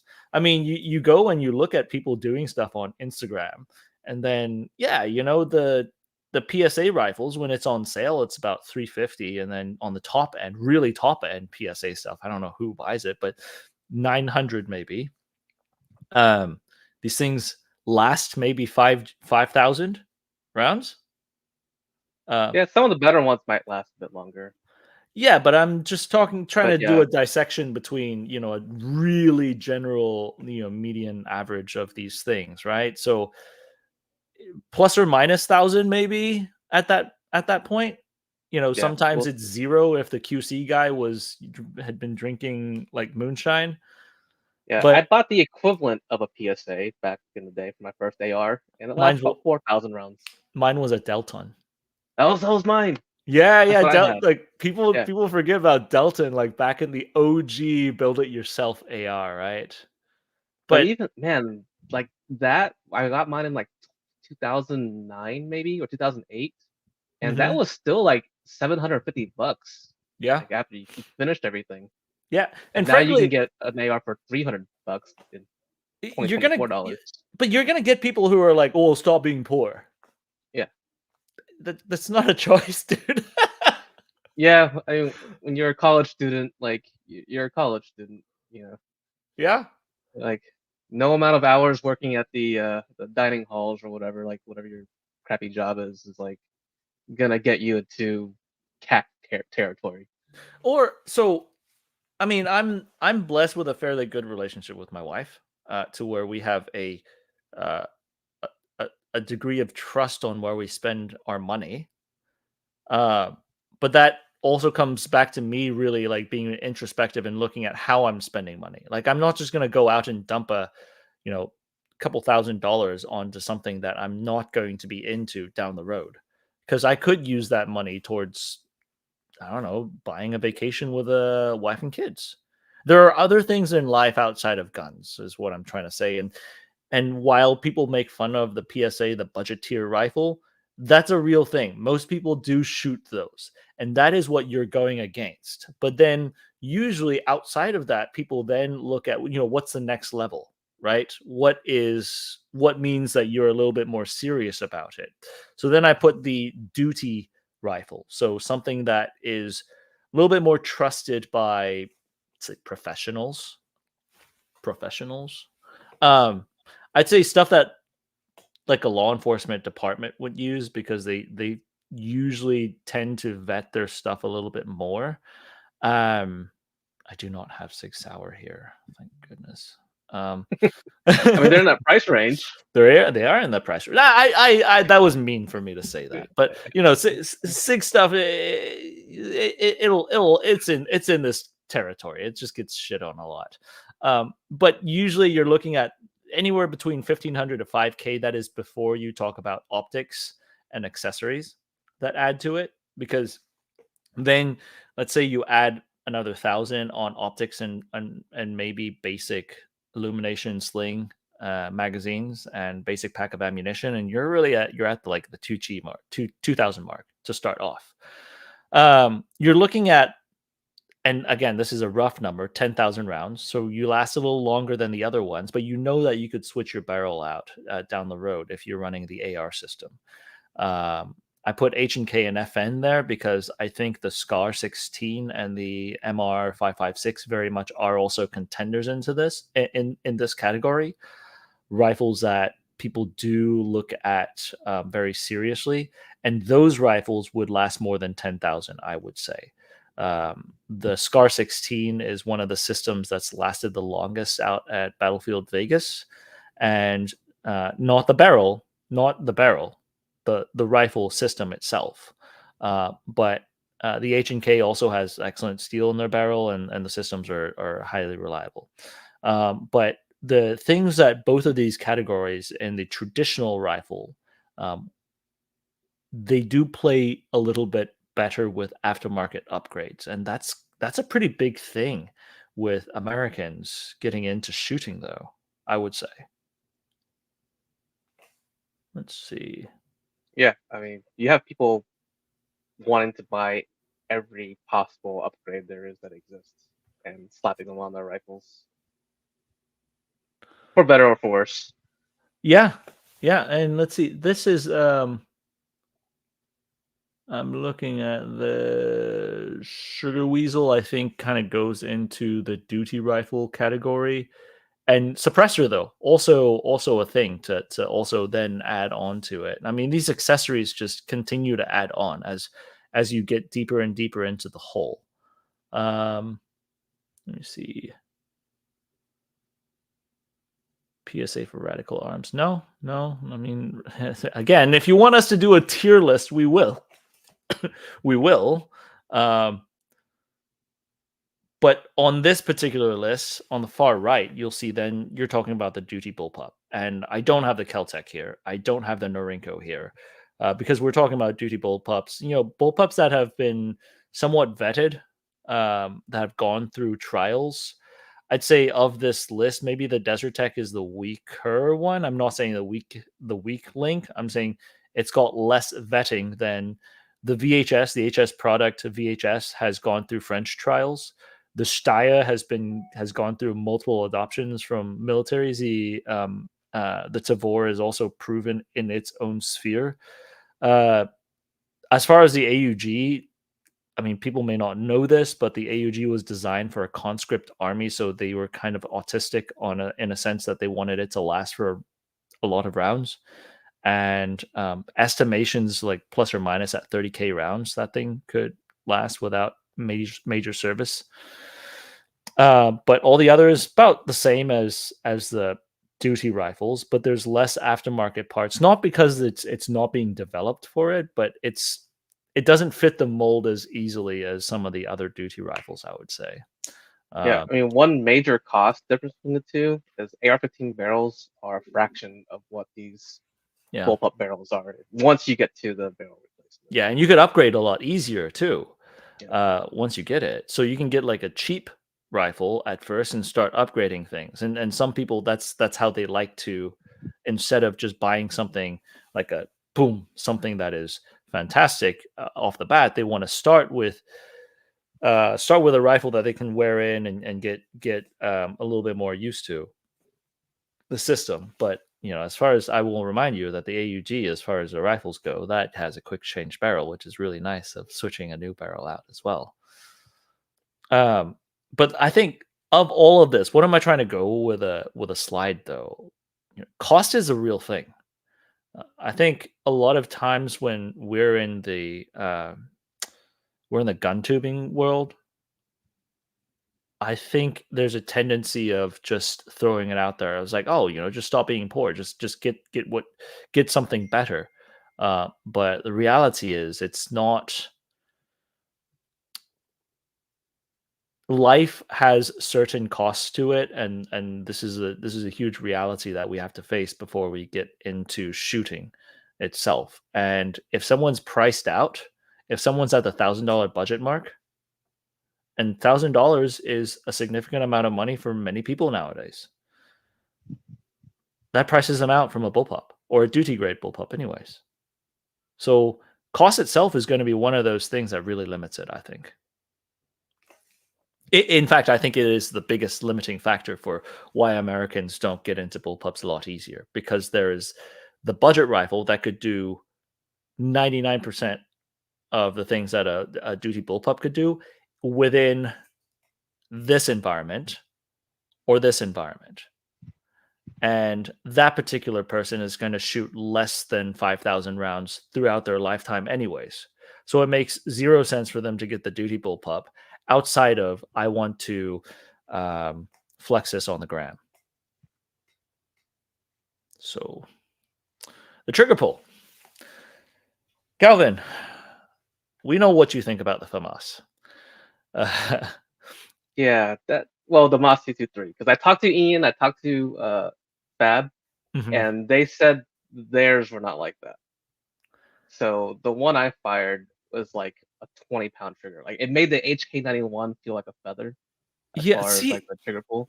I don't really remember the trigger pull very well because I shot most of my rounds on full auto when I shot the FAMAS. Yeah. But I don't remember that being the thing. I do remember it being more difficult to control in full auto. I see. Yes, that's also part of it. But going back to the trigger pull, one thing the Moss 223 that I fired did that was really strange. It was kind of like a Colt Python. As like you pull the trigger more and more, it kept on building more and more resistance. So the trigger got heavier as you got closer to the breaking point. But you could never feel exactly where the breaking point was because the pressure was always increasing. So like you had this like infinity wall basically. I'd be really curious if the audience out there, whoever has a Moss, if they could, the Moss 223, so basically the semi-auto Moss, or French military out there. Let us know if you've got any experience on the FAMAS. Let us know how the trigger pull is. Let's see. I think one of the biggest things with the trigger pull that people really... So the AUG trigger pull, I think, is the one that people complain about, on the civilian side the most because it's the most accessible one. And part of that is because I don't know why Steyr decided to ship those with the black springs in the trigger box. It had to do something with like safety back in the day, like forever ago. Yeah. And they fixed the issue like decades ago, apparently. And then they never changed the springs for the civilian market. I see. So it was basically as a vestige of like some old policy that they shipped him with a ridiculous 10-pound spring. It's more than 10 pounds, I think. I don't know how heavy the spring is, but the trigger pull on the standard, the civilian AUG is, I think, over 10 pounds. Yeah. Yeah, I think it's unfortunate that was the that was a standard for the AUG for years because the military red springs do not feel like the black springs. Now, I will say that the black springs that's kind of to be honest, I've shot the black springs. Especially, people also don't know that the AUG trigger, you actually can take out a lot of the slack by loosening. There's a screw inside and tucking the trigger as far forward as possible. But even without doing that, I think the black spring is not as bad as people say it is. It's okay. I mean, yeah, that's the thing. It's okay. Yeah. If you can shoot a Glock, you can shoot that no issue. For me, anyways. Yeah, like once you have the red springs in there, I think it's close to like a mil-spec AR-15 trigger. It's not, but the trigger weight's in the same range.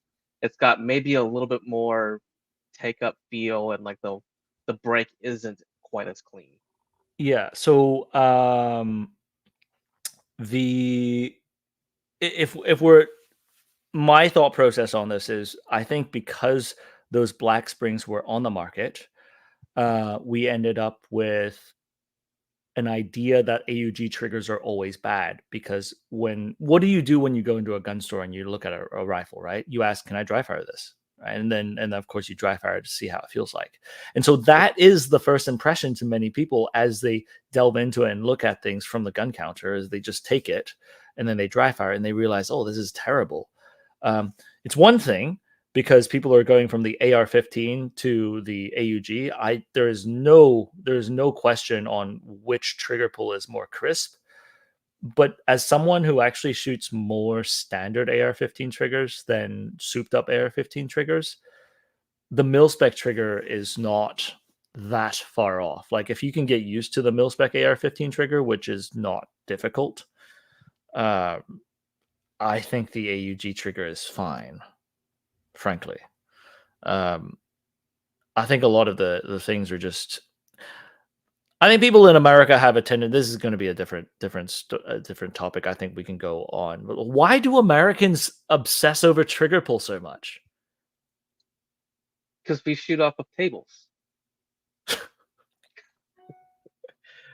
When you're, at least for me, like when I'm on a stage shooting and the clock's running, I can't tell a difference between like a 3-pound trigger and a 5-pound trigger. Like it's not that big. There's so many other things going on, and you still have to pull the trigger straight back to the rear. Like you need to have good technique regardless of trigger pull weight. Right. So to me, like if you're actually like running and gunning, you don't notice that stuff. Is this true? That the FS2000 trigger is sloppier than a. I did not have that impression of the trigger. So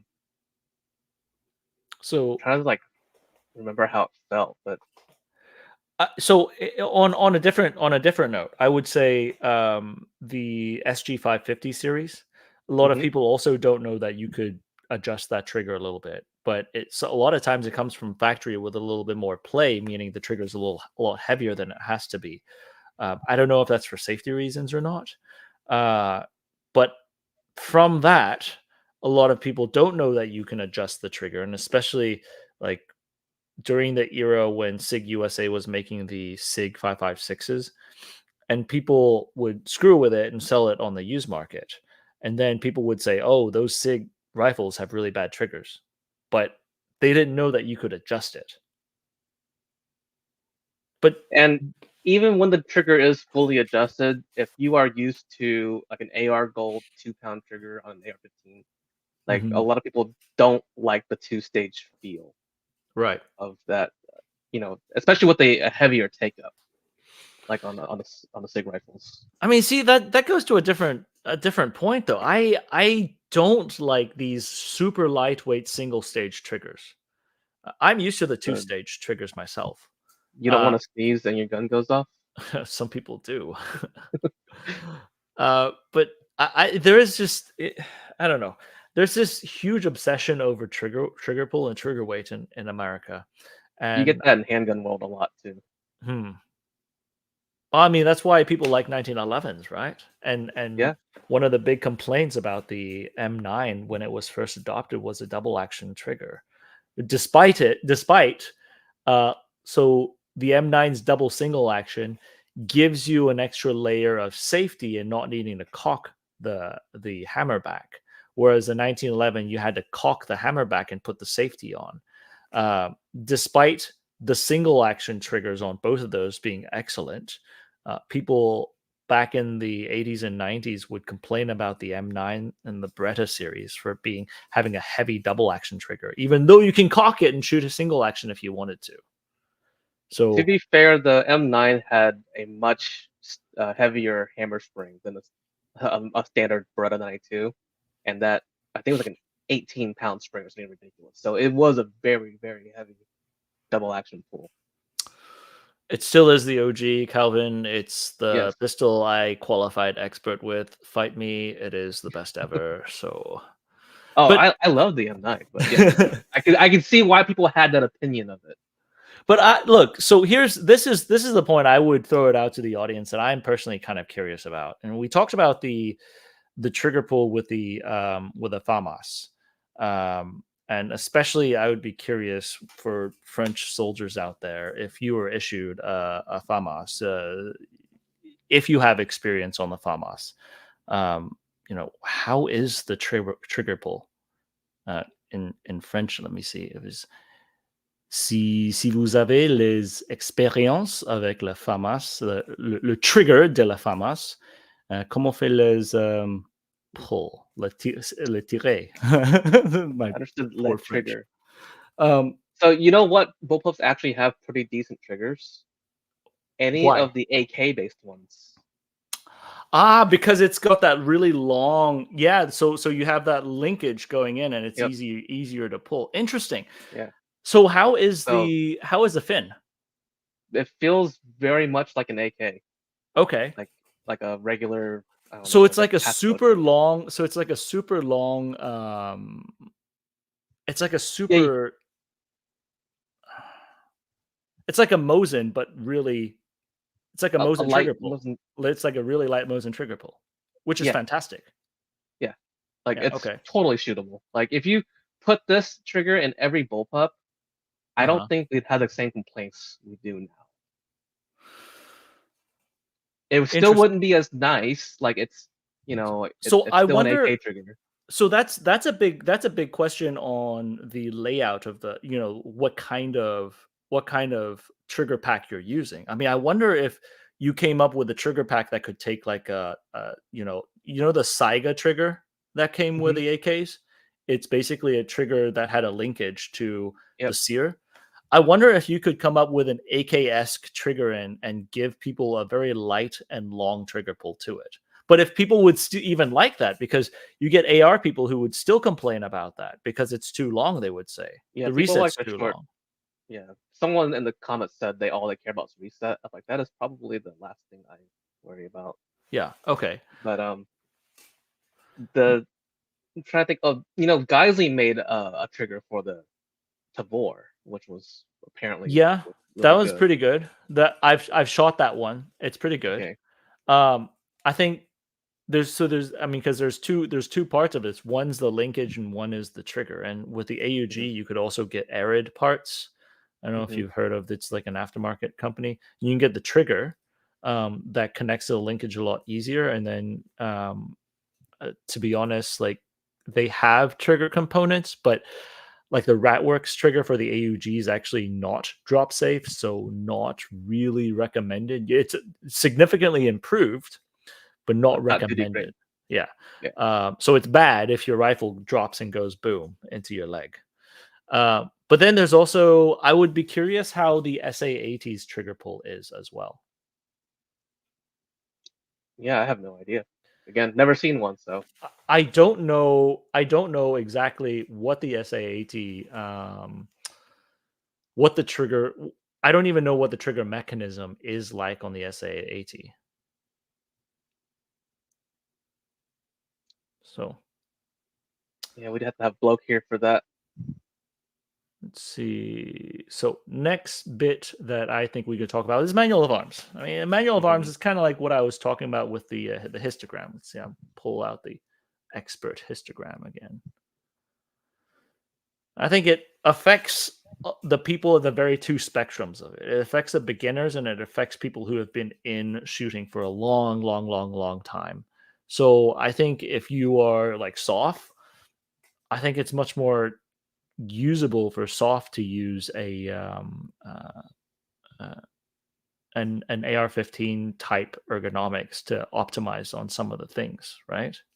But if you're talking about general use, like, I've seen Australians, I've seen British people, I've seen even Chinese people who start their shooting time in the military and they're used to bullpups and they have trouble um, with some of the opposite side of manual of arms, the weight distribution and everything, when they jump themselves to like a traditional layout rifle. So I think the training is going to be a big thing right here. As far as the ergonomics, like, I specifically put I don't know if that's a newer one, the newer version of the MDR. Hmm. Uh and it has the mag release. That's a Wolverine. So it has the mag release like an M4. You could just use your Okay. index finger and drop the mag. Doesn't the Um X-25 do that as well? I don't know. I think it I think does. it Yeah. does. Yeah. I think it does. So, there's some bullpups that do mimic the AR-15's type of um, manual of arms, but at the same time, I think the big thing of it comes down to the practice. I mean, the same Yeah. thing Like when Russians end up picking up like a NATO pattern weapon in Ukraine and starts using it. They have these complaints saying it doesn't make sense to them, but give them a couple months, they can use it. Right. Yeah, I think things like that are kind of a non-issue. Yeah, so then you're talking about ergonomics, which is similar to that. Shooting offhand, stuff like that. Look, I think we're just spoiled with the AR-15 system and how lightweight the front is. That is not a normal thing for a gas-operated system out there. Like any of No, them, you get any of into them. any of the AR-18 derivatives out there that are Yeah. like quite front heavy. Mm-hmm. Your Brens and your Grats and your what else is there? SIG USA and SIG Switzerland, both Yeah. of them. Oh yeah, those are really front heavy. Yeah. The FNC's front heavy. Mm-hmm. Yeah. Yeah. So A lot of the AK, especially the 22 cal AKs. yeah. But then part of the ergonomics is having more handguard to use, and the ambidextrous, the accessory mounting to those handguards. I will say that not all bullpups are built equal. Specifically, we have a lot of experience on these guys, the AUGs, which have like 0 handguard space in the front. What handguard? Yeah. Yes, you get a vertical grip. Now on the new model, is it the A2? Yeah, the A2 is that one. pretty is It's I mean better. it's not generous, Yeah, but it but it's has better. a drop down level for a lamb, and then you have enough rail space around to put any type of like rail mounted accessories on there. So it ties you over. But if you look at the Wolverine right there, look at the amount of rail space that thing has. That's got quite a bit. Let me see. So that probably could rival an AR-15 as far as ergonomics. The Wolverine? Yeah. Yeah, I mean that was one of the requirements for them, to be honest, that they were trying to do. They were trying to duplicate what an AR-15 could do, but in bullpup form. That's as far as looking at how the gun's designed. That's probably the closest thing I've seen to AR ergonomics on a bullpup. Now they have their issues that have come up. I think like handguard mounting situation is not ideal for them. It's also, in my opinion, the MDR system, because it was made as like a 308 intermediate or short action type of cartridge length, and then adopted to 5.56. If I were to use it, kind of like the SRS right here, the bullpup bolt action, it was designed for 338. I can shoot 338. I can shoot 300 Win Mag. I can shoot 308 through it, but the system works the smoothest with 338. It's the same thing in the MDR. I think they work a little bit better with the battle rifle cartridges, in my opinion, because that's like the largest size they were designed for, so you don't get a lot of slop. Now, I mean, they're fine in 5.56, evidently. But they also have the complexity with like dust cover stuff and stuff like that. But that's neither here nor there. That's a specific model itself. Right. Accessory mounting is going to be an issue if you like to weigh your thing down with a lot of accessories, just by the sheer fact that you don't have a lot of you're trying to cut the length from the front, so you're going to end up with less space in the front. That's just part of it. Let me see. Then you're talking about drop-free mags for quick reloads. Now, this is something we talked about, even like transcends to the MP5 stuff that we talk about. How useful is a 1R1 in the very, very little in the competition world. Yeah. The time you would do a reload is an opportunity where you also have some movement, so that you can have this dead space that almost doesn't matter what your reload time is, as long as it's shorter than the time it takes you to move from point A to point B. Right. Obviously, there are times where it could matter, but it's a very small percentage.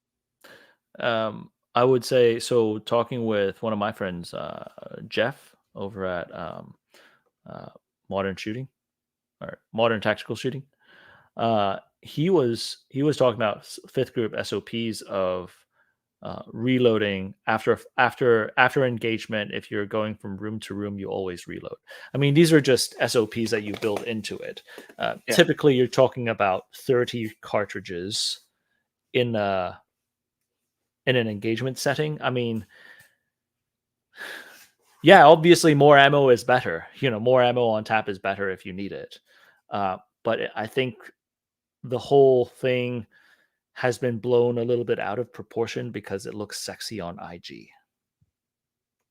Now, on the fact with drop-free mags is going to be an interesting one, because did you know that it was actually the Austrian requirement to not have drop-free mags for the AUG? I did know that. Yeah, But Steyr told me that. so they, like, a lot of people complain about that, but that was actually one of the things that was requested by the Austrian military.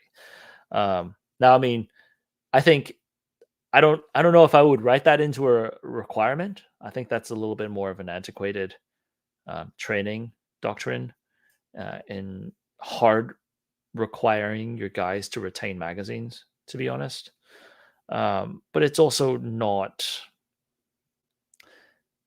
It's not a deal breaker for me, to be honest. That's what I'm trying to say. I would say though that the more so if you are unfamiliar with a system and you have to reach the back to do mag changes, people tend to have to like look down and do the mag changes, whereas the AR, your stuff is right in front of you and you could just drop it, and even if you need to look, you can see it right ahead of you. But I think, did we blow through ambidextrous use? Calvin, are you still here? I think Calvin's gone. Let me see.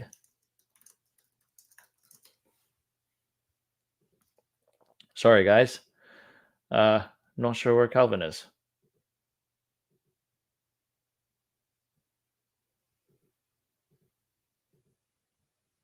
Yeah, he's not transmitting right now.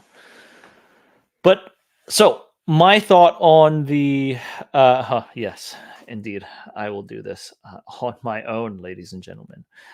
Rip, indeed. My thought on the ambidextrous use of bullpups. Like, a lot of people, they'll go up, they'll do these barricade drills on in either match environments or CQB training environments, and they'll go and they'll shoot fire, then they'll go onto the other side of the barricade and switch the rifle to their other shoulder pocket. I think that is kind of a questionable, like, it's questionable at best, even in the training sphere. So I'm not sure if that is necessarily something that is a big thing. But I will say that some bullpups do have, they have. Oh, Calvin's back. Calvin, we lost you for a second. We're talking about ambidextrous use, and I was talking about people can't even make up their minds on whether they agree upon whether shooting in between barricades, leaning out, and then switching sides is a thing on bullpups. I know that was a big thing that people complained about with the AUG, because the AUG in stock form has no shell deflector, and so you couldn't easily switch from the right side to the left side. Have you seen that as an issue in the competition sphere? Could you repeat that again? My internet's still kind of being. All right. So I was talking about ambidextrous use of the bullpups. Okay. You know how some people, they have this idea saying that the bullpups suck because you can't switch shoulders real quick for the ambidextrous use.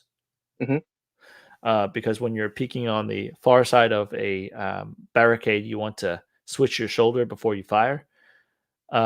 Things like that. Is that a thing? Is ambidextrous use a big thing in the competition sphere? I would say it's very, very rare. And if that were to happen, I would just take the brass to the face for the points. Like I don't care. I think Just like I would.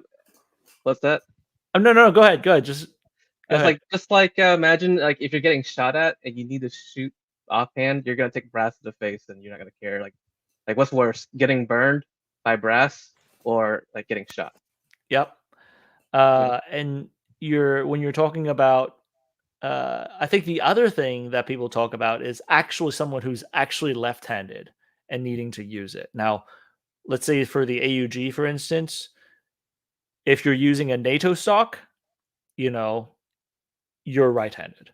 There is no left-hand eject. Or the A1s, I think some of them Yeah. were no left-hand ejects. But you can buy left-hand eject like bolt heads and switch the ejection ports over. Same thing for the Desert Tech. You can do that for the FS2000 or the F2000. It was really interesting because the brass ejections from the front, so it doesn't really matter. It just kind of like dribbles that stuff out. Yeah. Just kind of like poops it out from the front. And going back to switching hands, if you talk to guys who do C2B stuff for a living, they have debates within themselves whether switching hands is necessary or not. So there's a group of them that don't ever switch hands and they're fine shooting right-handed or whatever, dominant hand only, and they're like really good at their jobs. And then there's also guys who say you've got to switch. So I just don't know how important it is to have a fully ambidextrous rifle. I will say I do like that I have a not on this AUG but the other one, the Gen 2 for the SF AUG. I got the brass deflector on it, and it has been nice having a brass deflector on the AUG. So maybe a brass deflector, but the FAMAS that might be like a good interim fix. Yeah, I mean, the FAMAS is you can hot swap it really quickly. I think the HS product you can as well, the VHS2. I don't remember, or I have no idea. I know the Desert Tech for sure you can. I think By hot swap, do you mean just changing the ejection without changing any parts? yes, the Okay. FAMAS, I believe you can change it without changing any parts. I believe The AUG you can only do it with a different. you bolt need a carrier. bolt. Yeah, you need a bolt. Yeah. The Desert Tech you can switch between two sides easily. The one system that I think is pretty cool is the Beretta. The ARX? ARX system, yeah. Yeah, You just that's probably the easiest one to do. Yeah. I mean, if they could adopt that, I think that would be a really cool system. Oh, it's somebody in the chat saying, yeah, the VHS2 can be hot swapped. Okay. So, I mean, I think it can be an issue for ambidextrous use if that's an issue for you, but in general use, I really don't think that's an issue, to be honest. That's just my thought. Unless it's an SA80. The SA80, you're screwed. Like it's right side. Or right side. any AK based bullpup. Yeah. You're also SOL. Yeah. But if we're in a civilian world though, how many people are really just like doing battlefield pickups and like handing off rifles to people who are wrong-handed and it's just when was there a civilian battlefield pickup? When was the last There's a lot going on in Ukraine right now. I said civilian. But again, that comes to a different story. You don't know what's booby trapped or not, so you don't want to pick stuff up. You don't want to pick shit up on the battlefield for no reason. Yeah. Don't pick up any pagers. Well, that's in a different country, but yeah. Start telling everyone that we were issuing pagers for work, right? Yeah. So overall weight, frankly, I think this is a balance. This is a balance issue more so than overall weight. I think some people would also talk about. No, I think this absolutely is a balance issue because I specifically put the M7 right here because the M7, it's kind of interesting, right? The M7's got a 13-ish inch barrel and they're basically trying to push higher velocity with a shorter package. It's a very obvious solution for me in how to do that. But instead of taking the solution I would have suggested, no, they decided that they need to make a whole new cartridge that costs a lot of money. And yep, and have it so hot that it like wrecks the guns. Yep. So all that stuff that guys are shooting right now in exercise is still practice. That's not the. I mean, I don't know for sure, but it's supposed to be a lot of it's like training ammunition that they're using. So that like low recoil pop pop pop type of sensation may not be the same when you go to the field. But yeah. So this is some big brain operations, and you know my sentiments on the M7. Yeah, I could not go through a conversation without bringing this lovely piece of let's say this lovely boondoggle up for everyone to enjoy the problem solving mindset. But yeah, there's the overall weight thing, but the weight is situated in a nice place. So if you're able, so yes, empty the AUG is 9 pounds, which is what 2.5 pounds heavier than an A1, an yeah, M16 A1. But like over a pound heavier than like a M4A1 right. SOCOM. Yeah. So I would still say that if you slick both of them down, the AUG is probably still easier to shoot with one hand than the M4 is. Yeah, I mean, you can still do it with the M4. It's no issue. I'm just saying it's a little easier, and that's indicative to the weight balance being in the rear. I will say with the balance of the AUG the way it is, it does have more muzzle climb per shot. That's what I've experienced, because you have all the, I guess, the mass back here and the moving mass back behind both your hands. I'm thinking that's the reason why. Like the muzzle flips much more than on an AR. I have to spend a little bit more time on the CQB side. I am just pushing myself to do a little bit more close range work recently. The whole summer I basically took summer off from close range work, so I'm a little rusty on it.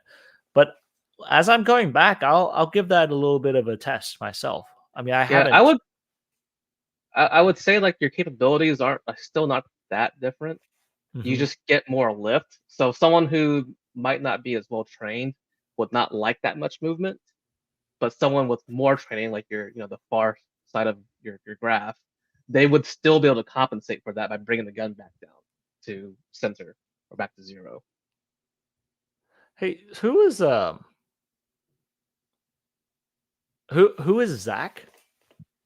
I don't know.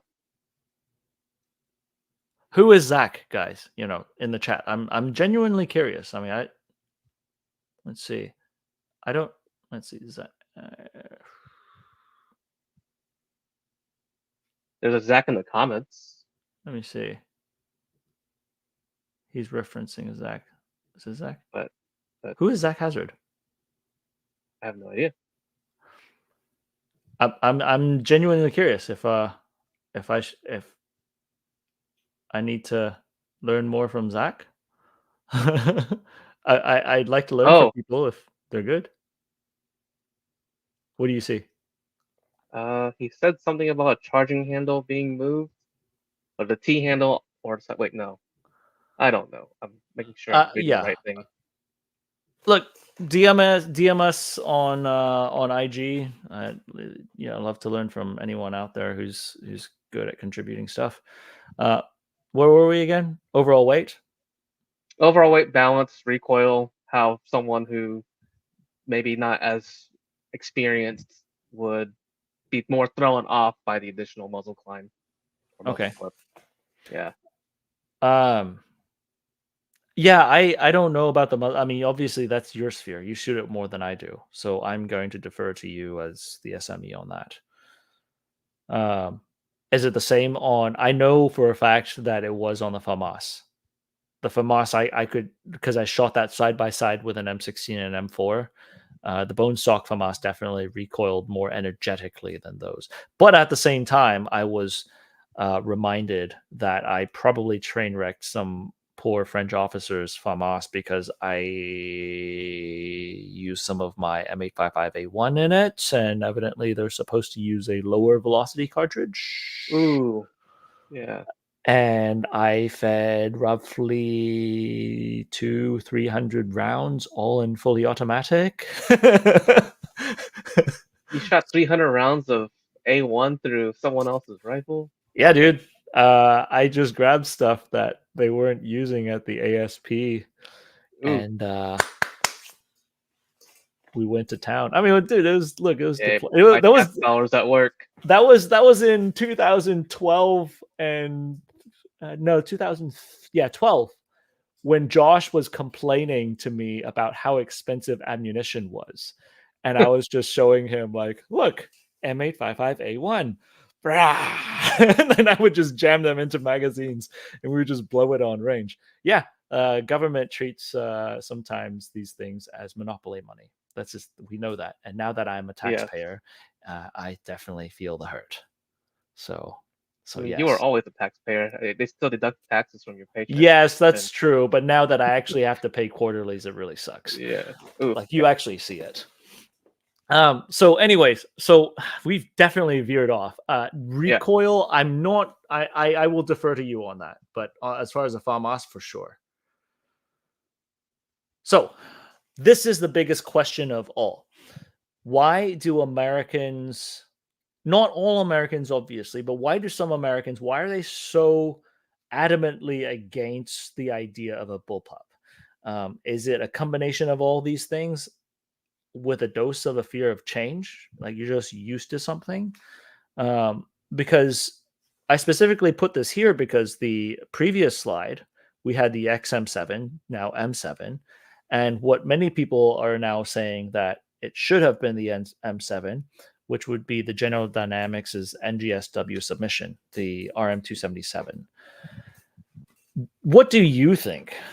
Do you think it is a combination of all this, or a weird combination on the civilian of this? side, Yeah. I would say it's just a lack of like perception of benefit. Mm-hmm. Like if all you do is shoot a few rounds, a year, and you go to the bench and you're just kind of planking on the range, you're not going to see the benefits of a bullpup. So it's the kind of people like who are going to see benefits of a bullpup are going to be the ones who are carrying them around and have to switch between holding them and slinging them and going into vehicles and maneuvering with them. So it's what we were talking about earlier. Sort of like how do you measure what is good versus what is bad, right? Yeah. And if you measure it by how well does it do on this 45-second maneuver in this shoot house I shall do with a buzzer, I don't know. AR-15, $350 PSA, man. Yeah, well, yeah, and then there's the cost thing, and then there's also one thing. Recently, we saw this as a strange phenomenon, and we've talked about the UMP ourselves.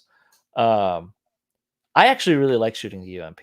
Now, I mean, obviously, the UMP doesn't recoil like an MP5, and I've found out without optics, the UMP is indeed a lot more difficult to use than an MP5 with just irons.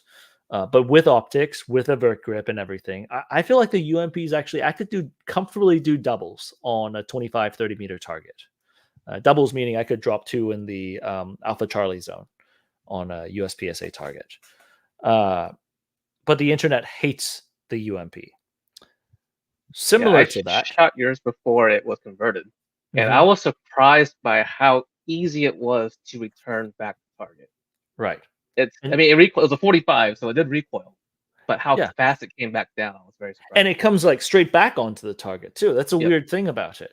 And so I'm getting somewhere with this, ladies and gentlemen. We're getting there, and it's not really a bullpup per se, but the MP7. Up until Mike did his video on the Tommy built, did he call it TP7? I don't know TP7. It's the H&K MP7 copy. Up until that point, the internet was going gaga over the MP7 versus a P90. But many of us who've shot the 2, I mean, obviously it's kind of like they both kind of suck in the PDW way using PDW cartridges. But between the 2, there are serious drawbacks on the MP7 that many of us who have actually spent time on these things noticed. But for a lot of people on the internet, it was so blown up into, oh, the MP7 is amazing. Please make a civilian MP7. We'd do anything for a civilian MP7, up until some of those issues were glaringly clear that Mike laid out, that a lot of military law enforcement people even talk about. Up until that point, people were loving it. I'm wondering if the Bullpup's similar in this way, because it's an investment to buy into a Bullpup prior to Steyr making these things under the 2000 mark. It's an investment to get into an actual duty grade Bullpup. And so a lot of people were going off on, oh, you know, this is what they say about Bullpups, and I want to have something to contribute to a conversation, or their experiences either in a competition world, like one stage, or even worse, they just rented it and shot it for a couple rounds and then formed their idea around it. I don't know. I mean, but all of this added together, it seemed like the biggest thing that sort of broke that wall had been the recent lowered cost of getting into the Bullpup world. My thoughts. So what do you think? So what you're saying is we need PSA Bullpups.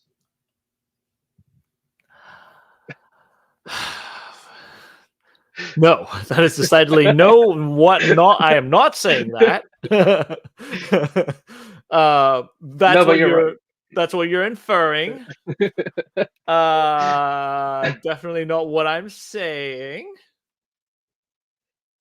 What have you started, Calvin? PSA, make Bullpups, damn it. What Bullpups would they make if PSA made something? The easiest one would be the Jackal, right? You just you Bullpup size that. I will say this. Now, Brownells has the BRN 180. Yeah. If Brownells were to turn that into a Bullpup, they should absolutely make an SA80, like an L85. Oh, that'd be really cool. Out of the BRN 180, because the internal guts are almost there. And you could use some type of a linkage system to make that into a Bullpup. And I think sort of the I mean, look, the BRN 180, it's not an AR8, a 180 or AR18 to begin with.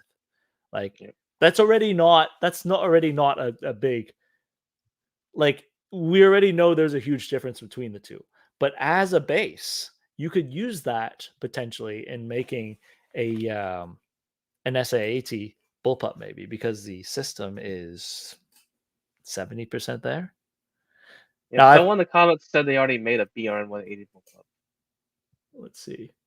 I'm not sure if that means like Brownells made it or just one guy. Oh no! Oh no! You guys want the most clone correct SA80 that jams. It would be true to the original. Yeah. Oh no!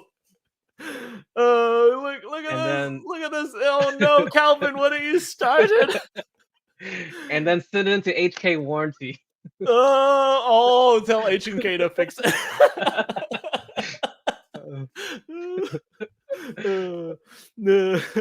So I've got to give a shout out to my friend Evan out there over at Echo Romeo. He's a British gentleman who came to the States and now lives in the Northeast, and actually made an SA80 A2 out of let's say collected parts and some other pressure bearing items that were ready made. Very interesting. Definitely check his channel out a little bit. But man, I would, ladies and gentlemen out there, if you want to see PSA make an SA80, if you want to see Brownells make an SA80, please go ahead. Hashtag, what should we hashtag this? So PSA would be hashtag PSA SA80. The Brownells, let's say hashtag BRNSAAT, and that would be most excellent. So They can duke it out. yeah, let's see. So we've actually really gone through a lot of what we think of the Bullpup versus AR-15. But any final thoughts on what we think about the Bullpup versus AR-15? I'm happy to open the field for you first to talk about anything. No, I think we made it pretty clear. It's just the way we use these guns and the cost. Like those two things are probably the biggest contributors to why we prefer the AR-15. It's Yeah, I not think. really a surprise. I mean, look, it's difficult, right? Like from the cost perspective is going to be the big thing on the AR-15, and this is not to say that. I think I throw a lot of car analogies out there, and I think you can have a very universal vehicle, like an SUV is a pretty universal vehicle for doing many things that comes with you in life. It may not be. It may not be the thing that does a unique thing well, and you very well could drive like an F-350 every day to go to and back from work and burn up a lot of fuel. Uh, Yep. but I think the AR-15, as white bread and boring as it can be to us nowadays, is there because at the cost, at what you get, and what you're going to use it as, it fits the American market very well. It fits what the American public consumes these things and uses these things for. Um, And it's not like they're unusable in tight spaces. Like we've been sure. using them for Yeah. decades. Now, I will also go back and say, I think bullpups have largely been crapped on by Americans. And I think a lot of times Americans kind of they don't think much about bullpups because of a lot of these reasons up here. But one of the biggest things is there's an aversion from it's not new ideas per se, because it's really not a new idea. I mean, it's been around since like 1901, the idea of a bullpup. But for whatever reason, a lot of people just write it off before they try it. That's not conducive to us moving forward and trying to test out new ideas. Especially if you're trying to formulate an idea without any understanding on it.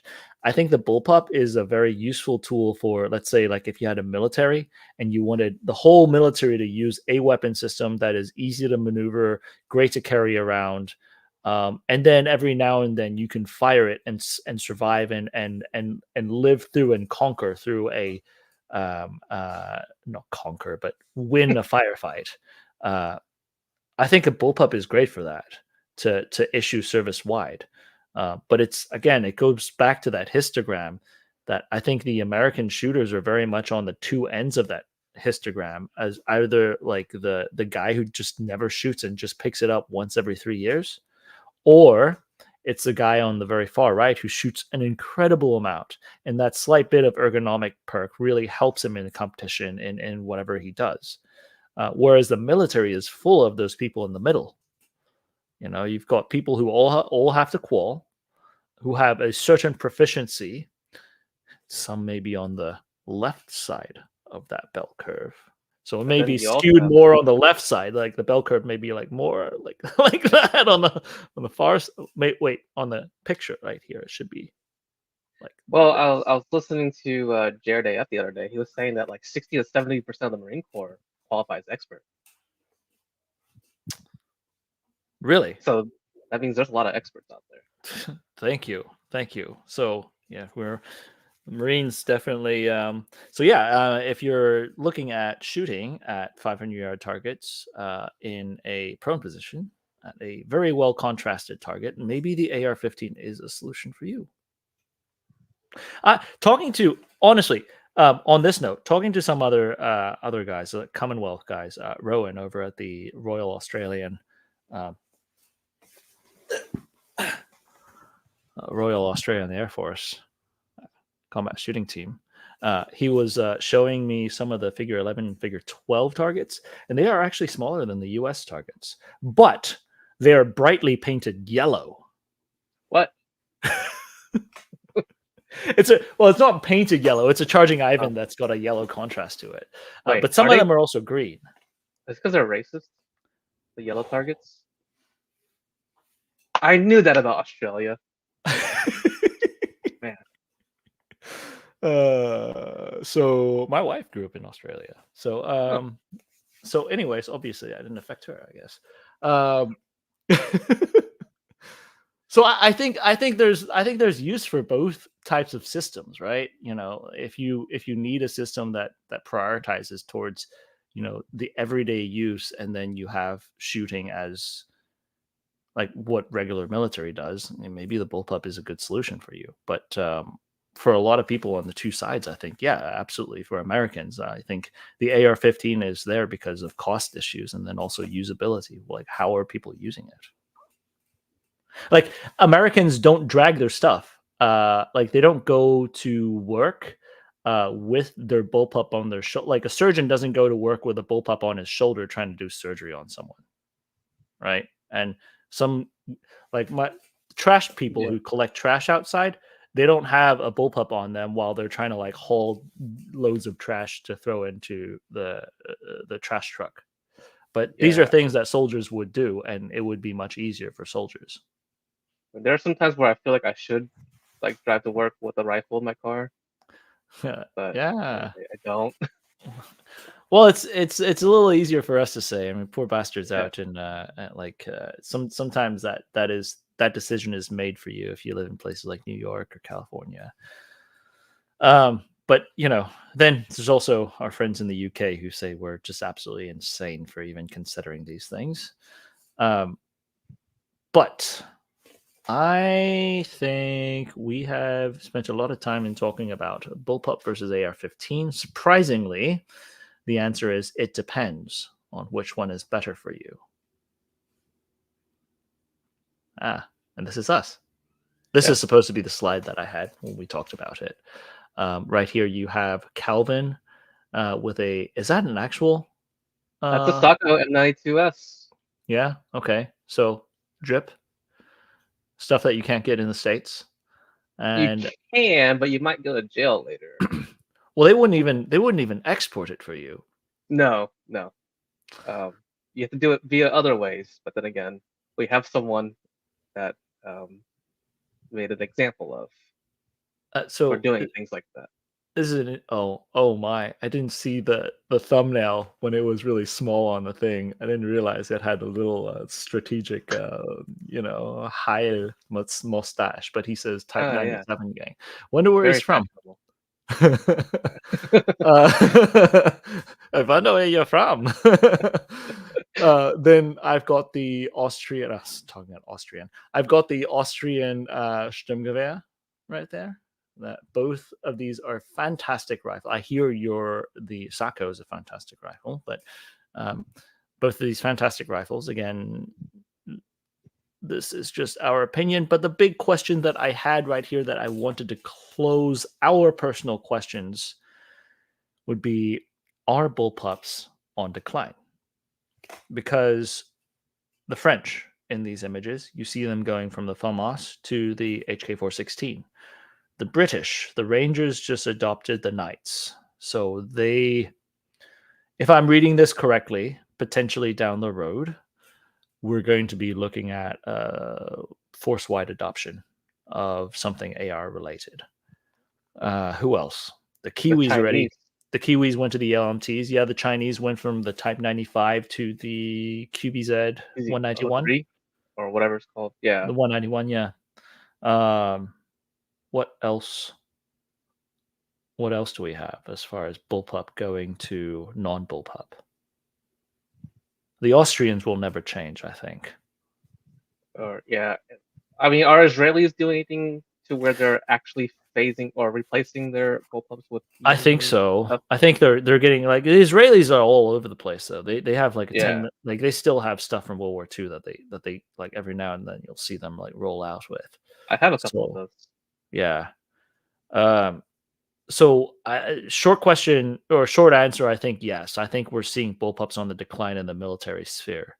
I do wonder, and on top of that, it's not just bullpups. Whether bullpups are on decline on the military sphere, what are they being replaced with? AR-15 like system here with the HK416. The British, the Knight system that they just got was again AR-15 like system. Well, it is an AR-15 system. The LMTs that the Kiwis got are they're LMTs, they're AR-15 Yeah, systems. Air The Chinese, that is definitely not an AR-15 system, but a traditional layout system. It seems like the world is converging towards these the traditional layout system. I think there's been a lot of homogeneity through the last 2 decades in fighting the global war on terror. I think there's been a little bit more TTP transfers between a lot of people, in my opinion. I also think there's a reason why. So it's interesting. You're seeing a lot of H&Ks being adopted, the 416s being adopted on the mainland in Europe, everywhere from Norway all the way down, through France all the way. Yeah, I mean, the Italians are not going to buy an H&K, but H&K has taken a lot of that market share, which you would have thought that the French would have gone FN before H&K.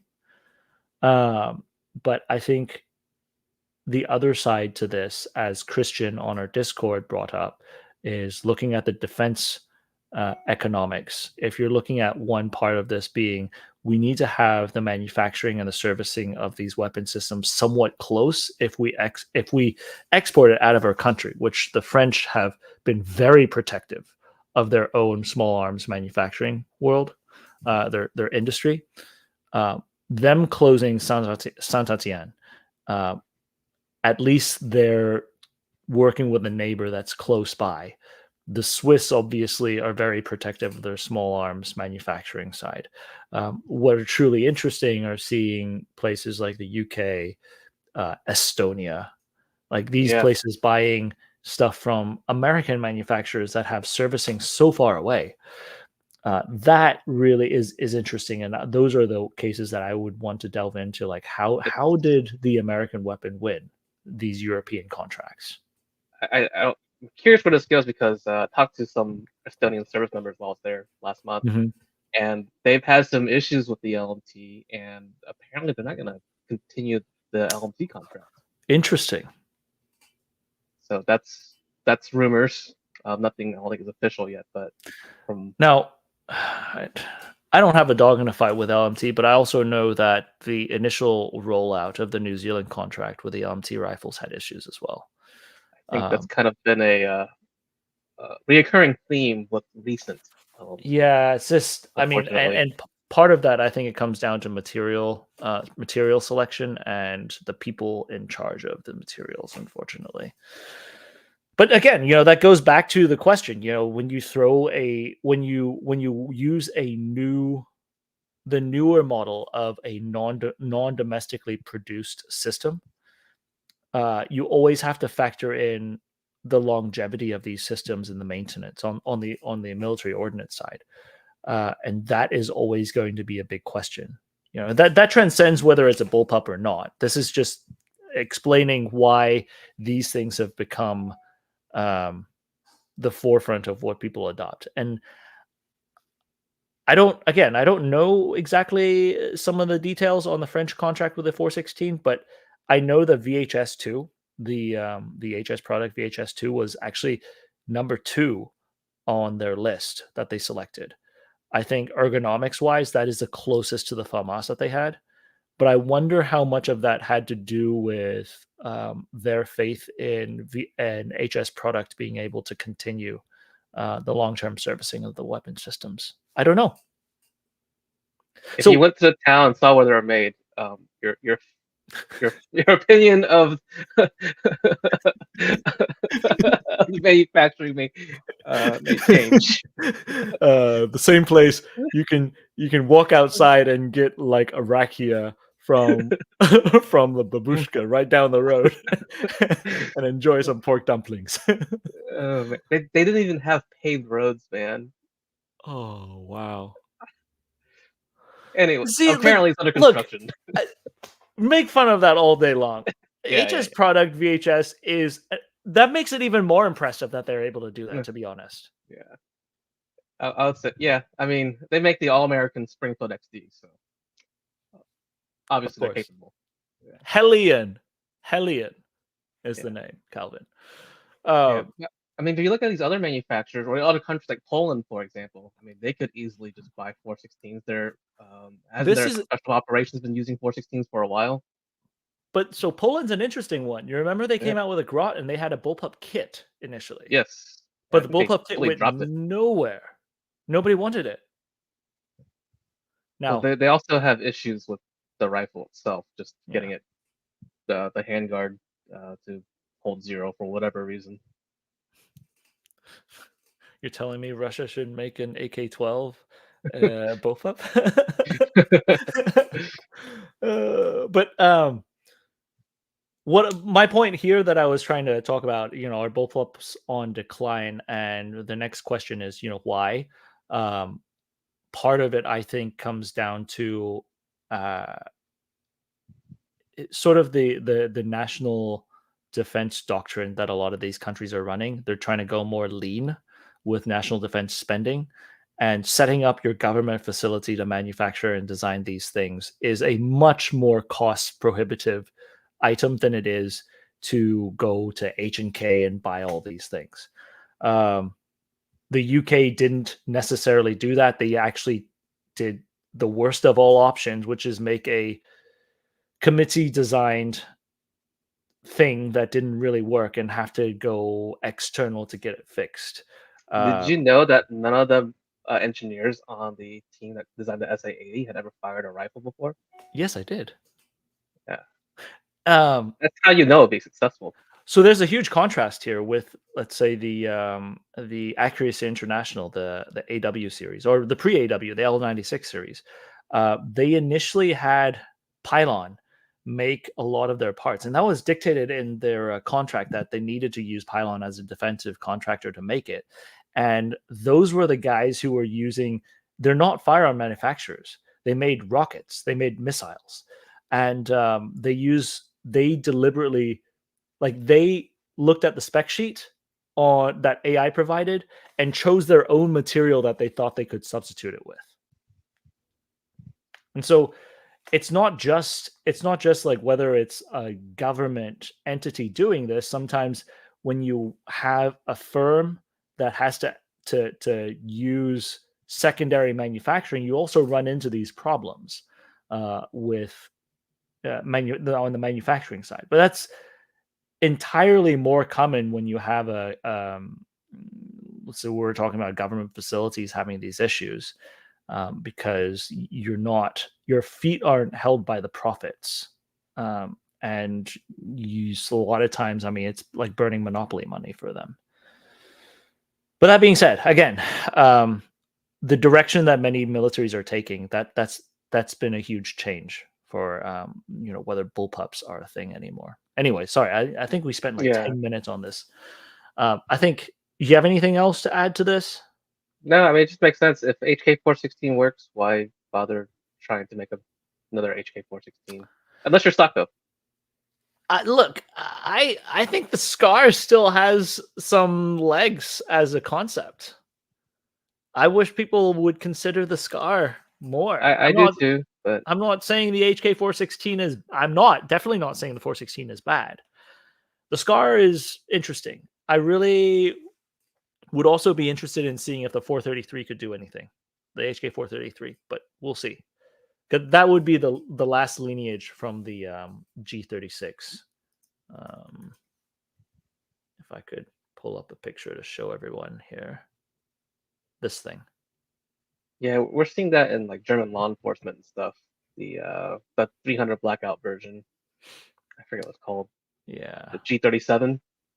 yeah. We'll see. We'll see what happens to it. So, at this point, I think chapter 4.5 is the last piece of it. I think we should open the grounds for about 5 minutes to see what people have to say. We have a couple of interesting comments that popped up. The PSA AK-50. I don't know if Brandon would be up for that. To be honest, I don't know what intellectual property rights would go to it. I think at one point, didn't he try to turn the AK-50 into a bullpup? I don't remember, but it sounds familiar. I don't know. Comment I section. just know Let us know. I wouldn't want to be the first one to want to try to shoot a PSA AK-50. I don't think Brandon wanted to be the first one to shoot his AK-50 in general, which is why he kept on using the string to pull at it. But then we also had, thank you, Ratchet, for the £2 and approving of the SA-80 clone. I don't know if the PSA SA-80 concept is going to be that. I wonder if it would be so clone correct that it would function like the SA-80A ones. So, hey, they would never have to honor any warranty claims because they could just say, "Hey, it's in spec." Well, people also forget that the SA-80 was such an old project that it didn't have a lot of the modern amenities. Like, there's no pick rails on it. Yeah. You know, these little small things that we look for nowadays. It's kind of like when you pick up an FNC and you start shooting it, right? Yep. You realize that from afar it looks like a modern rifle, but up close, man, this is an AK that takes Stanag mags. So let's see. Pretty much. Let me know if you see any comment section, any comments that we could pull up and look at. Let's see.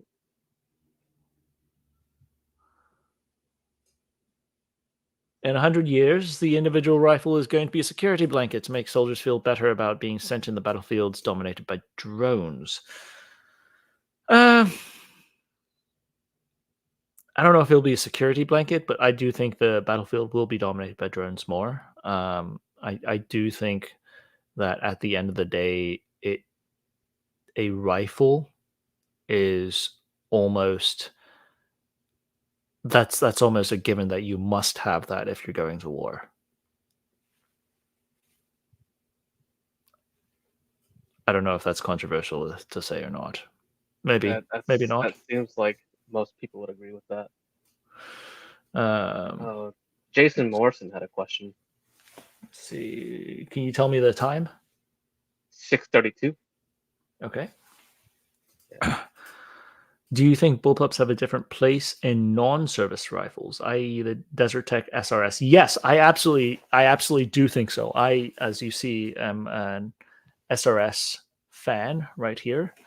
I think bullpups to me make sense in a DMR role and in a precision rifle role, in a sense that, so let's say with a precision rifle, you can actually, the big thing that people talked about is whether you could cycle it quickly enough. Like, once I got used to it, yes, you can cycle it just as quickly.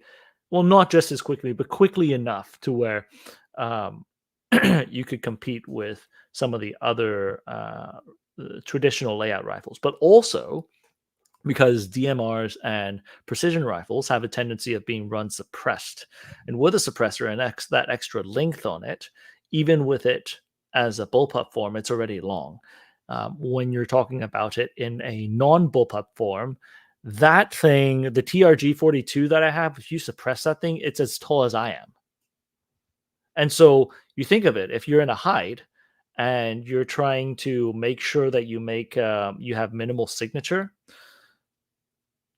that super long rifle, because if you put it on a tripod, it has to be balanced. That super long rifle with all that stuff sticking out is just going to be a liability. And on top of that, you're also talking about a shorter rifle being easier to pack. You can actually run a PDW next to a precision rifle, like a 338, with a whatever PDW you want to run. And that's a nice compromise. So I do think that with with Bullpups, maybe the concept makes a little bit more sense towards heavies nowadays with the current deployment. Just my thought.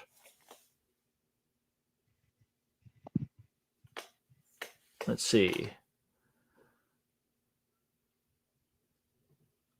This is also true. I think Terminator is going to be one day become a documentary. Oh no. I mean, lots of things have already gone that direction. So Yes. it only makes sense that Terminator will as well. So this is interesting. Maybe FN was not price competitive. Also a big possibility. Yeah. Yeah. I mean that military contracts are a tricky thing, and having, but the thing that I was most, okay, maybe it was not price competitive, but FN speaks French. People need to understand the tendency of the francophone world sticking together. In a weapon procurement project, speaking French to the French government gives you a huge leg up. I know that sounds crazy, right? But it does. It's the same. Maybe it just wasn't enough. Maybe it wasn't enough. Yeah. Yeah. Maybe those euros, the currency, not people. But I guess it just, but the price was just too good from HK. Maybe. Yeah. Let's see. I'm trying to go back to the back catalog to see if there's anything else.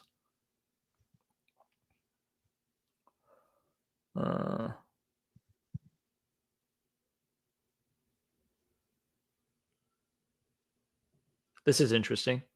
I haven't really been paying as much attention recently to their small arms. I don't know if it's certain that there are more M4s and Tavors, but I mean, either side, either way, it wouldn't surprise me. What I've always heard with the IDF and AR rifles is because they get a lot of them from us. Let's see.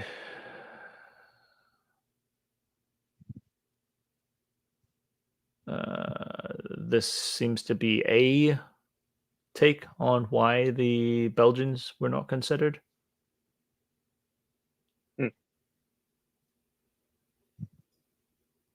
More politics stuff that I'm not really privy to. Let's see. Yeah, so this is what we were talking about. The Rangers who got the new Knight's rifle. What did they call it? L something. It's not. It's well, it's a land code. Yes. Yeah, that is it. If you Google it, it does have.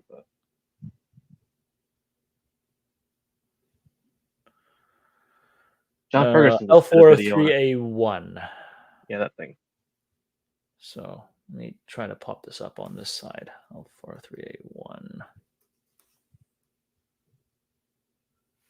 Here, let me show you on this side. This is it. Looks cool. It's a URGI. Yeah, but it's got the proprietary Knight's bolt and probably their gas tube. That's cool. Cool story, bro. Yeah. Let's see. And their proprietary ambi lower. The Knights of Satan. Yeah.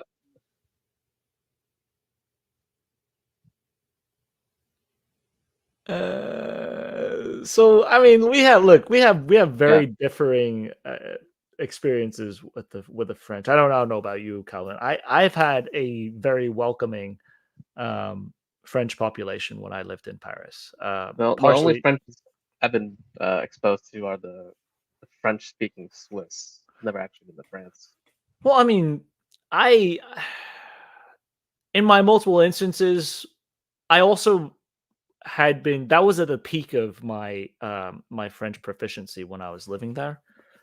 So I was able to converse with them much more freely. Now living in Texas for 10 plus years, and really, like, people are asking me if I hablo instead of French, it's Mhm. much more difficult to get my proficiency back. But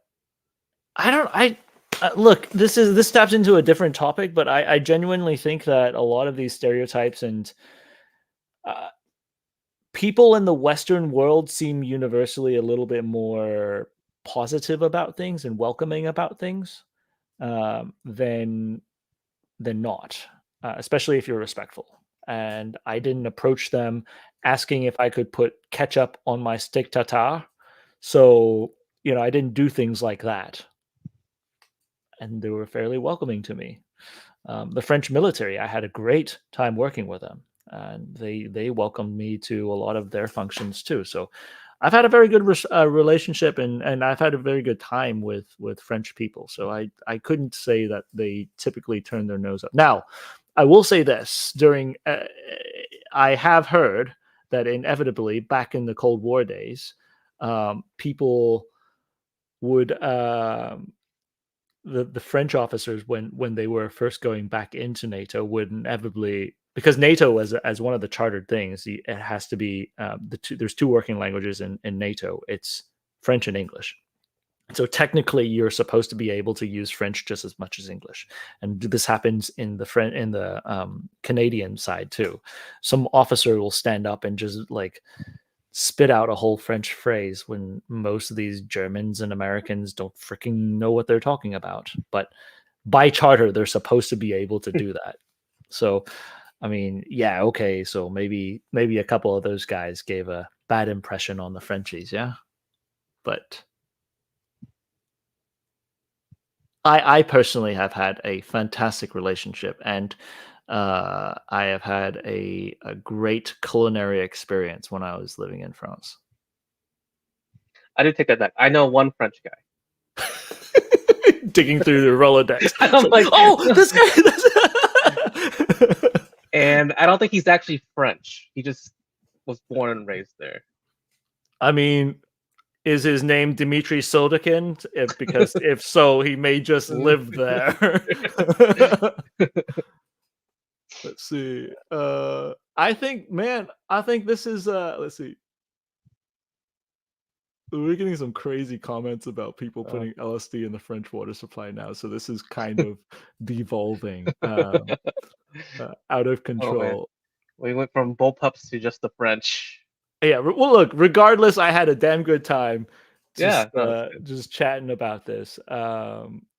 Where if we're just doing like a general chat, I'm sure we could. I mean, I'd love to talk more about travel and some of the niceties of going overseas and meeting people and having a lovely time sampling the cuisines and drinks and companies of people. Yeah, like French fries.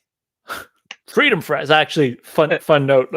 Back when early days of GWAT, I was fucking off with my French friends, and you remember when people in America started calling French fries freedom fries? Yeah, that happened like right after 9/11. Yeah, so because they wouldn't go into Iraq, they went into Afghanistan. They didn't go into Iraq with us, and so people started changing their menus and saying freedom fries instead of French fries. It's like so stupid, and so I started calling the everywhere I went with my Frenchies, I would call them voulez-vous un petit peu de patate de la liberté, which is the potatoes of freedom. And then we would call and they started calling that too. They started calling French fries patate de la liberté. So just side note, if you're out there and you want to annoy a French vendor or a French restaurant, you can ask for monsieur, s'il vous plaît, avez-vous des patates de la liberté, s'il vous plaît? I can see that going very well now. Yeah, people are much more accepting and understanding of satire and jokes nowadays that the internet has helped us. But anyways, I think we've spent nearly 3 hours talking about bullpups and guns. Yeah, and a portion of it food. At this point, if you guys have any comments, write them down below. Let us know. Once again, this is Calvin from Firepower United. Look his channel up. That's Firepower, as you would expect. United, as you would expect. Is it the same for YouTube, Instagram, and X? Yep, same for all three. So he is very active on all three of those channels, and Facebook as well, I guess. Oh yeah, very well Facebook. Yeah. But I'll say Instagram will probably be the most active. Yep. And Calvin and I typically egg each other on to spend money in different ways. So what you guys affect me typically ends up affecting Calvin. The same thing for Calvin. How you could affect us into bullying us into buying things is to talk to one of us and get us nerding out on it. But I will say, if there's no final words, it's been a pleasure. It's been a lot of fun. We're ready to go? Yep. All right. Night, everyone. All right. Ladies and gentlemen, thank you. You guys take care. Yeah. 716 is Steel Knight 6, 4 Vic, 8 packs, Redcon 1, green to green. How copy, over? Steel Knight 6, this is 716, roger, over. 16, Steel Knight 1, 1 pack, green, green, over. This is 716, roger, over. I think Steel Knight 2, 1 Victor, 2 pack.